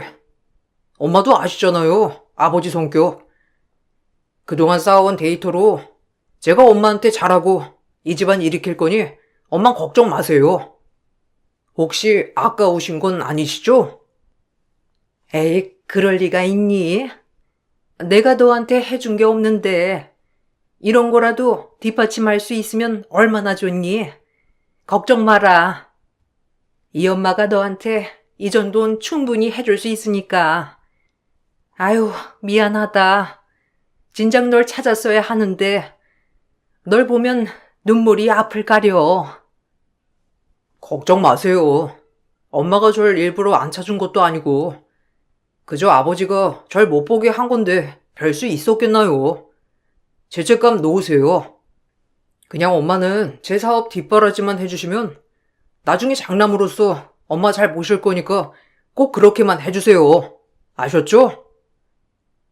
처음엔 시어머니 재산이니 제가 관여할 부분은 아니라고 생각했지만 그걸 떠나서 결혼할 남편이 돈까지 투자하길 바라는 시어머니였기 때문에 문제가 되었던 거죠. 그 부분에 있어서 많은 다툼이 일어나기 시작했던 겁니다. 자기야, 이건 아니잖아.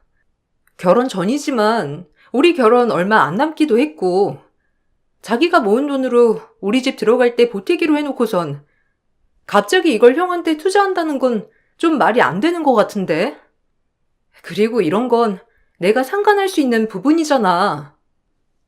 아, 그렇긴 한데 형이 진짜 좋은 아이템이라고 하니까. 그리고 엄마도 전적으로 내가 투자하길 바라시고. 그럼 우리 집은? 내가 모은 돈으로 택없이 부족하잖아. 자기가 모은 돈이랑 내가 모은 돈, 그리고 대출이 합쳐져야 들어갈 수 있는 건데. 갑자기 자기가 이렇게 나오면 집은 어쩌고. 계약까지 다 해놓은 건데. 난 반대야. 아주버님도 이해해 주시겠지. 엄마가 원해. 그리고 엄마가 얼마나 형한테 미안하겠어. 그러니까 내가 모은 돈은 이렇게 쓰게 해주라, 어? 어머님 마음이야. 안 좋은 거 알겠는데 이건 아닌 것 같아. 자기가 이 돈 말고 따로 모아놓은 돈으로 투자한다면 말리지 않겠지. 자꾸 어쩔 수 없다는 남편의 말에 제가 시어머니에게 얘기를 하기로 마음을 먹었고 그렇게 얘기하는 순간 한 번도 본 적 없는 태도를 보여주는 시어머니 때문에 많은 걸 다시 생각하게 되었어요. 제가 본 모습이 다가 아니라는 생각이 들었거든요. 아니 네가 뭔데 우리 아들한테 투자하라 말아야? 그네가 성공한대잖아. 그러면 너네도 수익을 볼 건데 왜 말리니? 어머님, 이건 아니죠. 이미 들어가기로 한 집이 있고 돈도 모자라는 상황에 그 돈을 더 빼서 투자를 한다니요. 그렇게 되면 저희 결혼하고 어디 살아요? 이건 아닌 것 같아서 드리는 말씀이고 성욱이가 따로 모아놓은 돈으로 투자를 한다면야 저도 말리진 않아요. 그렇지만 저희가 이미 다 결론을 지은 상황에서 갑자기 이런 변수가 생기면 저도 곤란하거든요. 너 그렇게 욕심 많은 애였냐?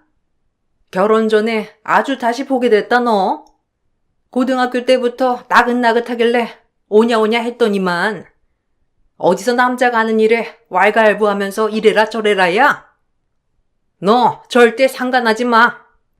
성욱이가 투자하는 거 말리지 말라고. 그래 동서, 그건 아니다. 내 남편이 돈 벌게 해준다잖아. 뭐가 그렇게 무섭다고 쫄보처럼 그래? 나중에 고맙다고 절을 할 거라니까. 그냥 도련님이 알아서 행동하게 내버려둬. 어차피 동서 이 집에 시집 올 거잖아. 그러니까 우리 말 들으란 말이야. 전 생각 안 변해요. 성욱이가 따로 빼놓은 돈 아니고서야 집 들어갈 돈을 혹시라도 투자한다면 저도 어쩔지 모르니 그리 아세요. 아주 시험이 압박하는 것도 가지가지다. 요즘 세상에 며느리 눈치 보고 자란 세상이라더니 아주 엄청나네.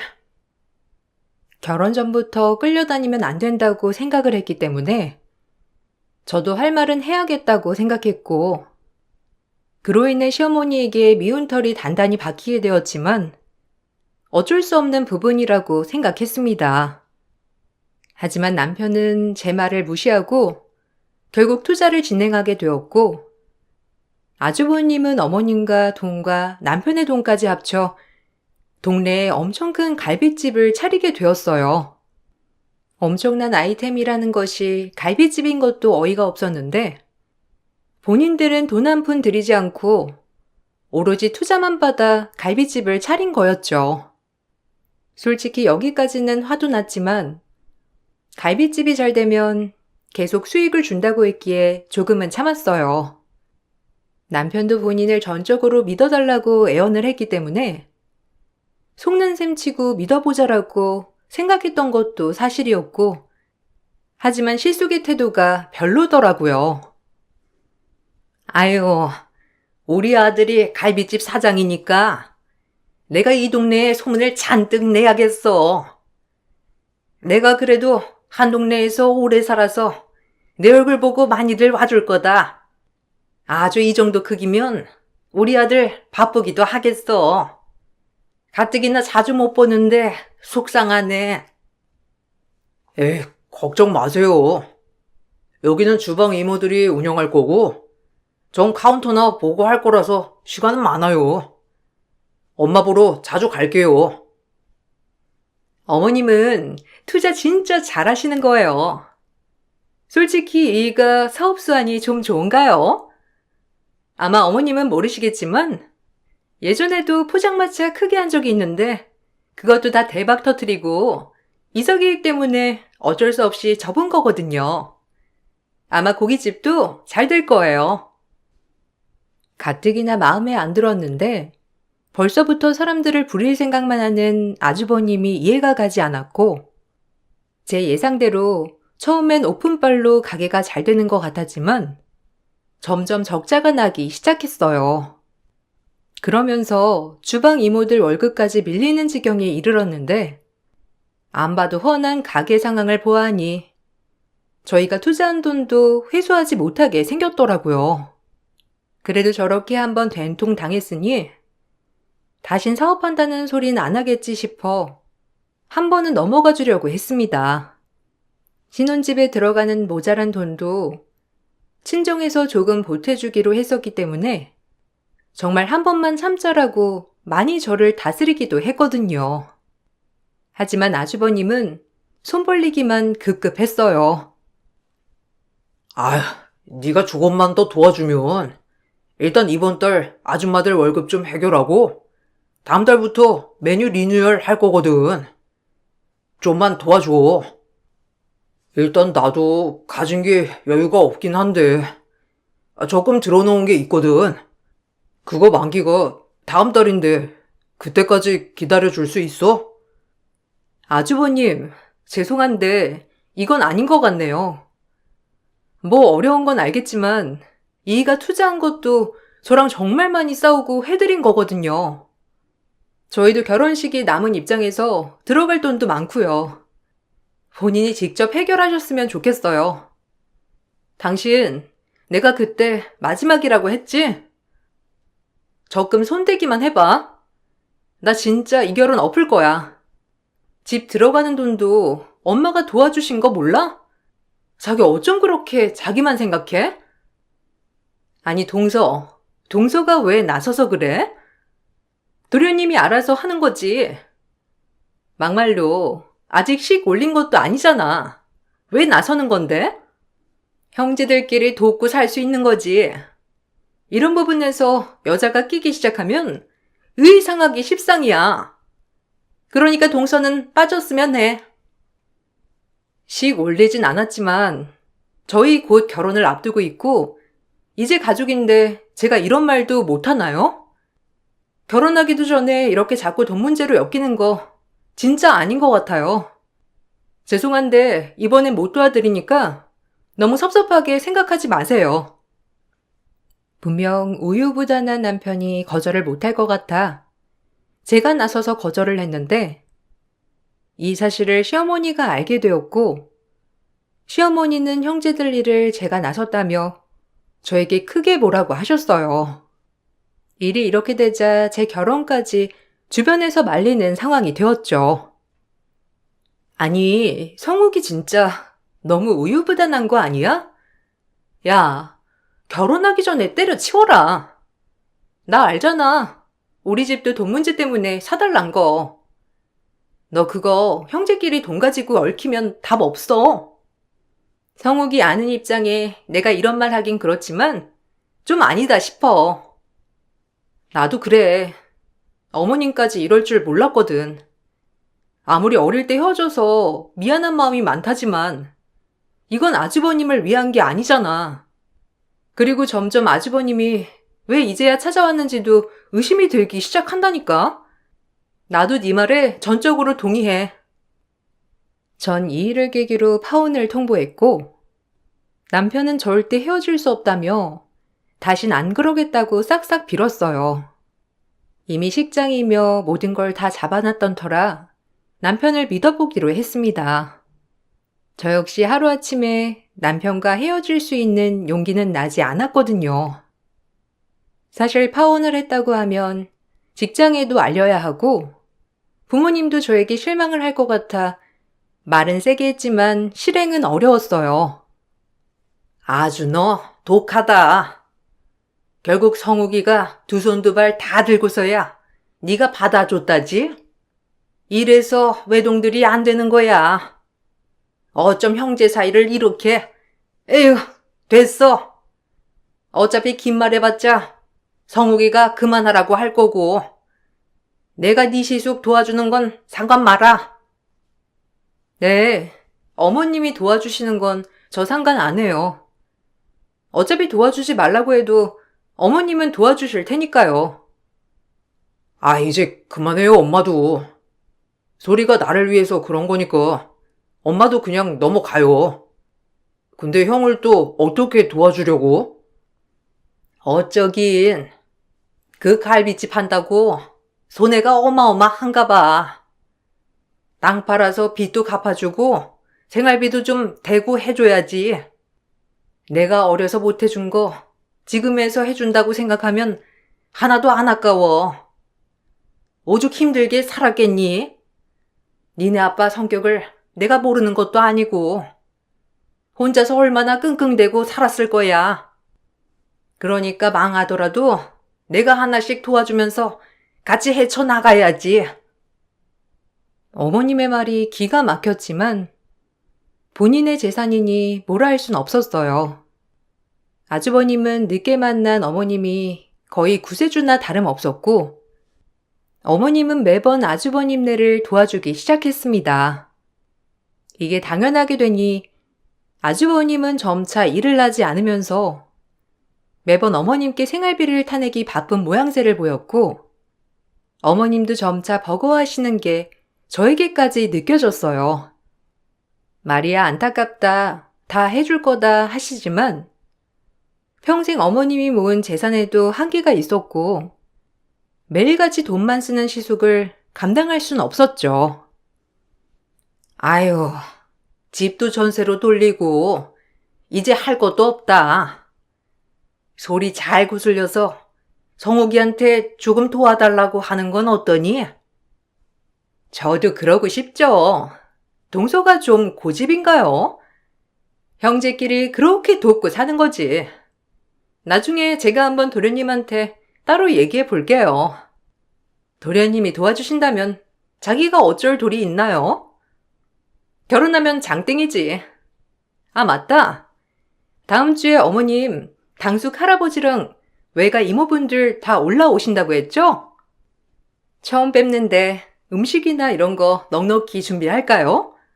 동서도 부르고.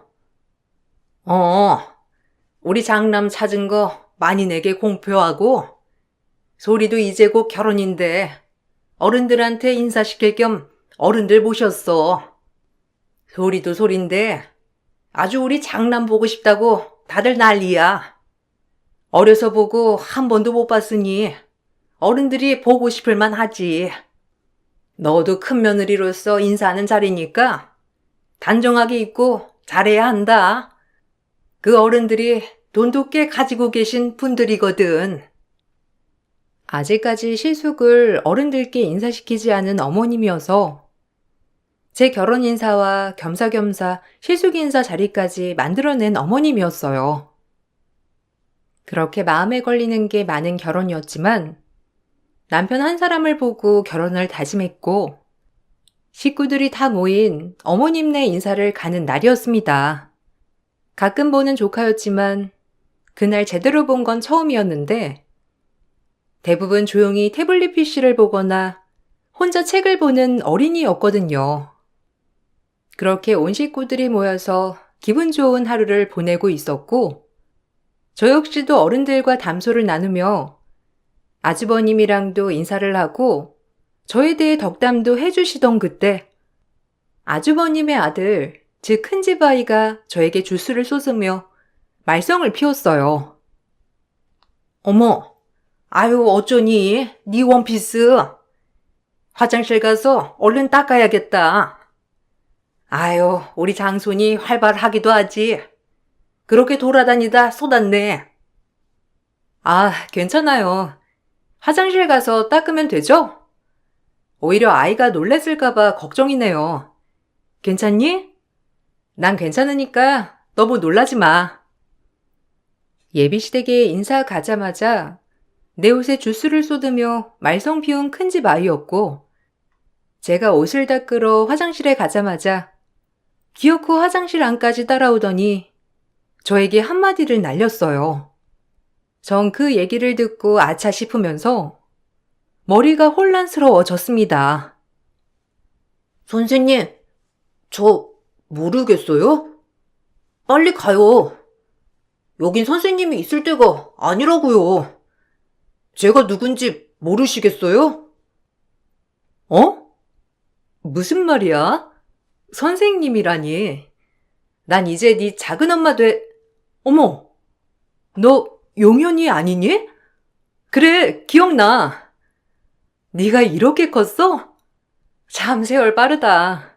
그렇게 꼬마였는데 어쩜 이렇게 성숙한 초등학생이 되어 있어. 반갑다, 용현아. 저희 부모님 아시잖아요. 꼭 선생님한테 얘기해 드리고 싶었어요. 그러니까 얼른 돌아가세요. 제가 해드릴 수 있는 게 이거예요.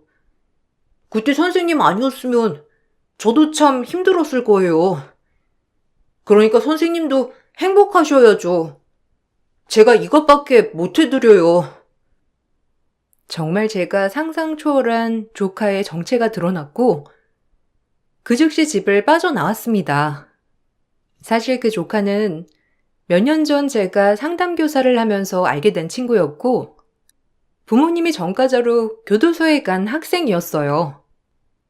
보육원에서 혼자 부모님을 기다리며 이런저런 생활을 하다 보육원 친구들에게 왕따를 당하게 되었고 그로 인해 저와 매일같이 상담을 하며 심리치료를 했던 친구였답니다. 아이에게 들었을 때 아이의 부모님은 무려 사기 전가가 8범에 이르렀고 이번에 어머님을 찾은 것도 동생과 어머님의 돈을 한탕 해먹으려고 꾸역꾸역 찾은 거라고 했어요. 시아버님이 돌아가시면서 엄마의 전화번호를 주었다고 했죠. 전 이걸 알면서 결혼을 진행할 수 없겠다고 판단이 섰고, 제가 아이를 살뜰히 케어해준 결과 아이는 저에게 고마워서 이 모든 것을 폭로했던 거예요. 어떻게 보면 제 정신을 차리게 해준 거나 다름없었고, 전 남편에게 파혼을 통보했습니다. 갑자기 왜 그래? 이제 돈 사고 안 친다니까? 우리 집이랑 결혼하는 게 아니라 나랑 결혼하는 건데 왜 그래? 그러지 마.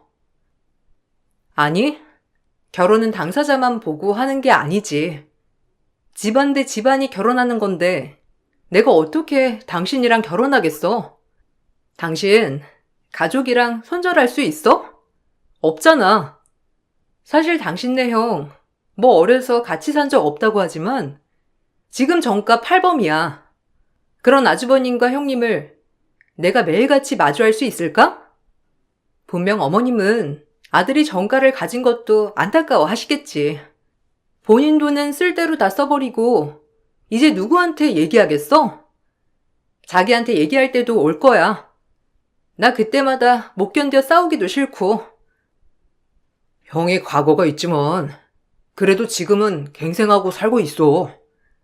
너무 그런 쪽으로 생각하지 말아줘. 과거 없는 사람이 어딨다고 그래. 그리고 우리 형 불쌍하지도 않냐? 능력 없는 아버지 밑에서 본인이 할 수 있는 게 뭐였겠어? 부모가 능력 없다고 다 그렇게 사기꾼으로 전락하지 않아. 거봐, 지금도 형 불쌍하다고 두둔하지? 자긴 절대 안 변해. 그리고 알고 있었구나? 지금 태도 보니까 확실하네. 이미 자기는 다 알고 있었고 굳이 나한테 얘기하지 않았던 거야. 너한테 얘기하면 네가 이해했겠어? 지금도 형한테 적대적인데 얼마나 색안경 끼고 보겠냐고. 그래서 그랬던 거야. 와, 진짜 어이없네. 색안경? 내가 너네 형한테 색안경 끼고 보는 건 죽어도 싫고 나 속여서 결혼하는 건 괜찮은 거였고? 그렇게 비약하지 마. 너 사랑하고 좋으니까 이런 거 감춰서라도 결혼하고 싶었던 거야. 내 마음 알잖아. 몰라? 제가 파혼을 통보하자 남편은 안 된다고 했지만 전 도저히 남편네 집안과 엮일 엄두가 나지 않았어요.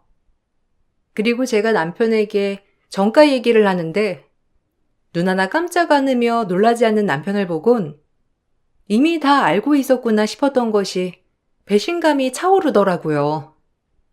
나만 몰랐구나 싶은 게 이대로 결혼했다가 나중에 알게 됐을 때를 생각하니 정말 끔찍하다는 생각이 들었어요.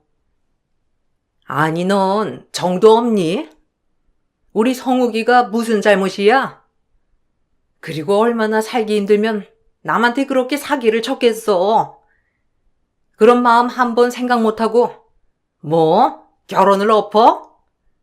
너 진짜 어쩜 그렇게 애가 너만 생각하냐? 지금 이렇게까지 왔는데. 그리고 네 남편도 아닌데 도대체 무슨 상관이야?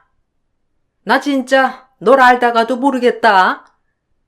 우리 불쌍한 성욱이 파혼남 만들 생각 마라. 이혼녀 될까봐 이러는 거예요. 전 절대 못 견딜 것 같거든요. 그리고 어머님도 알고 계신 거 보니까 저만 몰랐네요.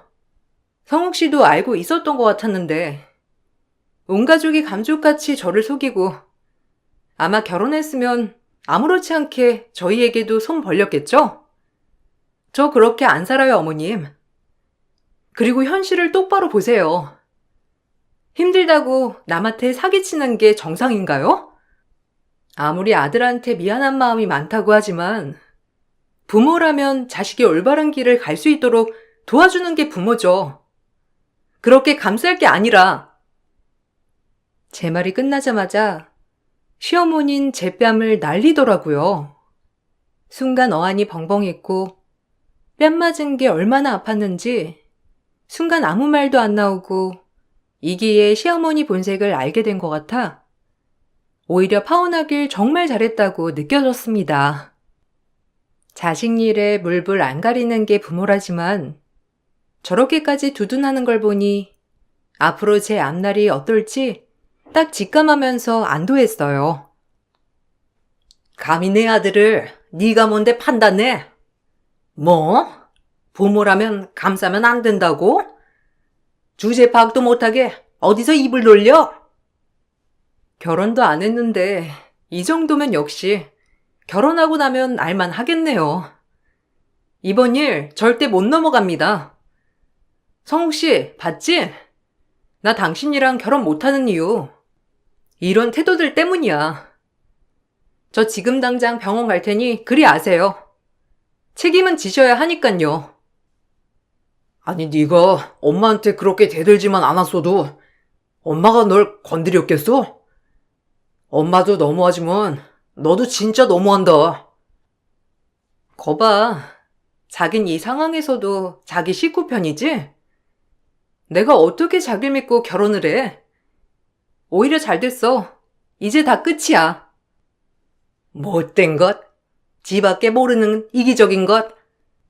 내가 지한테 얼마나 잘했는데 감히 파혼을 한다고 해? 그것도 별 시답지 않은 걸로. 어머님이 딸이 있어 보세요. 전까지 집안에 시집 보내고 싶겠어요?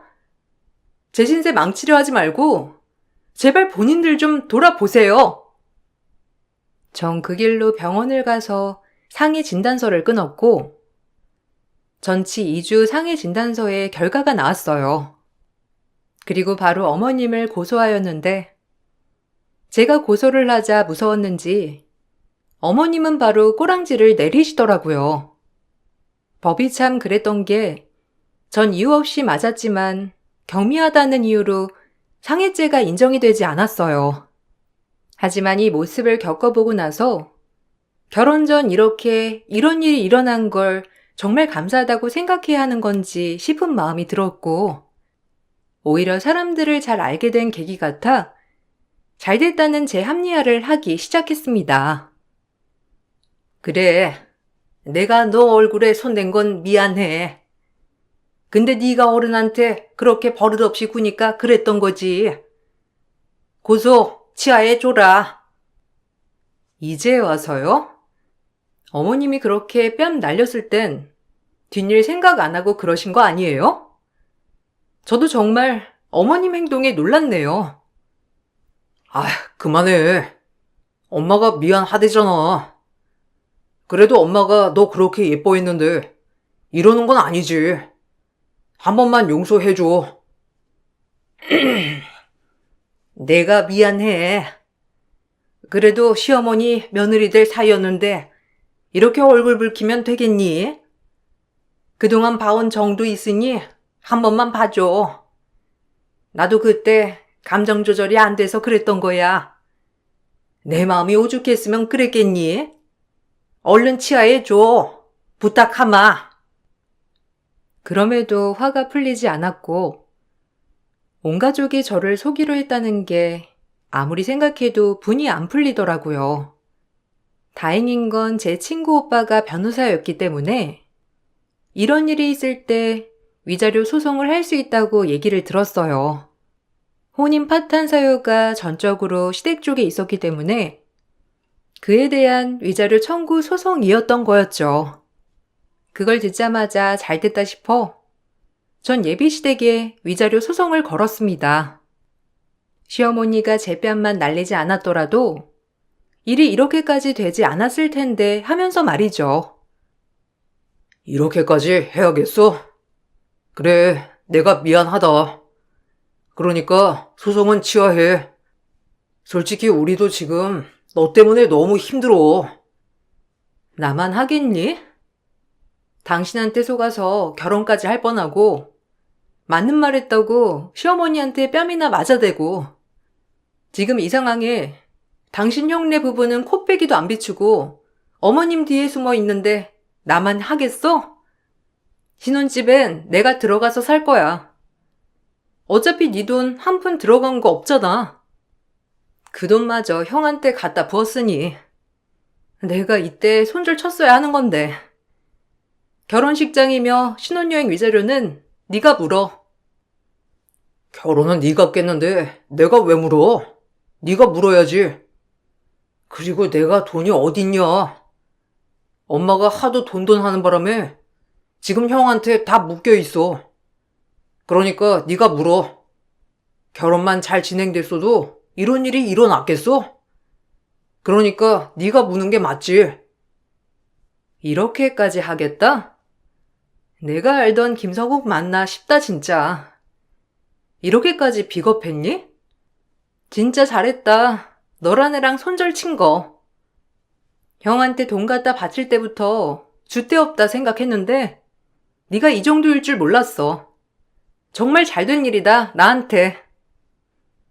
또 어이없는 소리를 하길래 그럼 시시비비 가려보자고 엄포를 놓자 남편은 꼬리를 팍 내리면서 위자료 소송을 취하하면 모든 위약금은 본인이 다 문다고 했어요.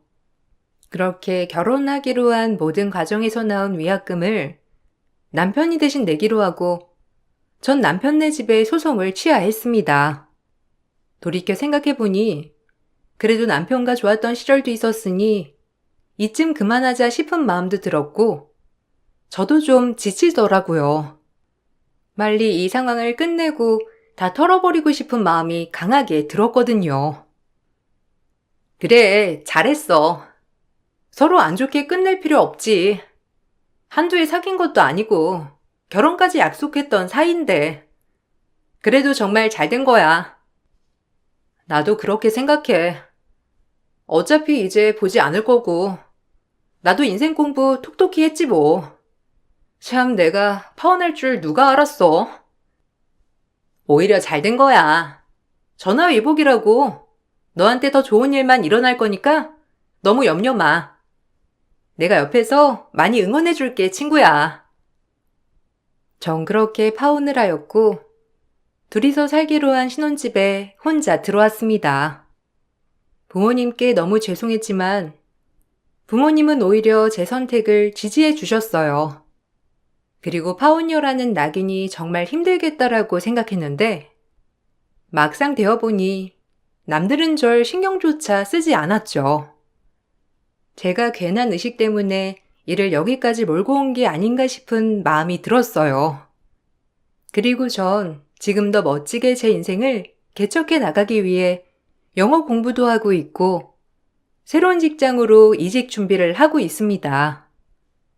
저에게도 이번 일을 계기로 모든 걸 다 바꿔보고 싶은 생각이 들었거든요. 그로 인해 제가 엄두도 내지 못했던 더 좋은 직장에 들어가기 위해 공부를 하고 있어요.